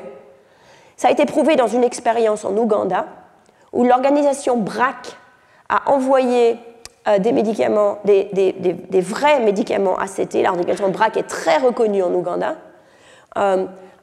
dans tous les villages, envoyer des médicaments gratuitement, bien présentés. Et du coup, toutes les autres pharmacies se sont arrêtées d'adultérer leurs propres médicaments. Ils ont continué à en vendre, mais au moins ils ont vendu les vrais. Donc il y a une chute énorme entre les villages contrôle et les villages traitement de la fraction de faux médicaments dans le village, pas seulement dû aux médicaments de BRAC, mais dû aussi aux autres pharmacies. Donc utiliser le capital de confiance que certaines organisations ont pour forcer les charlatans à s'aligner. Si les soins de qualité dans lesquels les gens ont confiance, les charlatans auront moins d'espace. Et finalement, guider les familles vers les bons choix. Il faut prendre en compte que quand la confiance est limitée, la perception des bénéfices peut être faible. Et du coup, en attendant, il faut vraiment faire au mieux pour amener les gens le plus possible vers les bons choix. Donc gratuité, facilité d'accès, incitation, utilisation du réseau social, etc. C'est-à-dire ne pas se dire, comme on entend souvent, ah ben les gens, il faut qu'ils comprennent. C'est très difficile à comprendre, le niveau de confiance n'est pas là. Donc en attendant, c'est notre responsabilité de rendre les choses le plus simples et le plus accessible possible. Étant donné l'heure, je vais vous je vais rater les nouveaux défis de la santé, mais ils reviendront, car je les mettrai dans une autre leçon. Je voulais juste vous finir sur ce transparent, parce que peut-être que pendant tout ce temps, vous vous demandez, mais je ne vous ai jamais parlé de Covid, ou quasiment jamais. Je vous en ai parlé pour les pays riches, mais très peu pour les pays pauvres. La raison pour laquelle j'ai fait ce choix, ce n'est pas parce que j'ai oublié qu'on était en 2022 et qu'on est donc après le Covid, mais c'est que pour les pays en développement, le Covid, ce n'était pas du tout le cataclysme que ça a été pour nous. Le Covid, c'est une maladie parmi d'autres. Les données ne sont pas très bonnes, mais autant qu'on sache, si vous regardez l'Afrique subsaharienne, les taux de Covid ont été étonnamment faibles. Regardez aussi, il y a eu une grosse crise en Inde qui est mal capturée par ces données. Mais de manière générale, le Covid a été moins virulent dans les pays les plus pauvres que dans les pays les plus riches. Donc, en fait, le Covid, c'est une crise de santé, mais c'est une crise parmi d'autres. Ce que le Covid a été pour les pays pauvres, et c'est pour ça que ce n'est pas dans la santé qu'on en parle, mais c'est dans d'autres domaines, c'est que ça a conduit les confinements, la fermeture des écoles, etc., ont conduit à une désorganisation généralisée de l'économie qui a produit énormément de difficultés. Mais en tant que crise de santé, pour les pays en développement, c'était une crise parmi d'autres. Crise parmi d'autres qui a causé, dont la gestion extrême qui a suivi notre gestion à nous, a causé d'autres problèmes encore plus graves. C'est-à-dire plus d'enfants pas vaccinés à cause du Covid que d'enfants qui sont morts du Covid, c'est clair. Donc, ce qui pour nous représente un tsunami, pour les pays en développement, était une crise parmi un ensemble de crises. Je vous remercie beaucoup.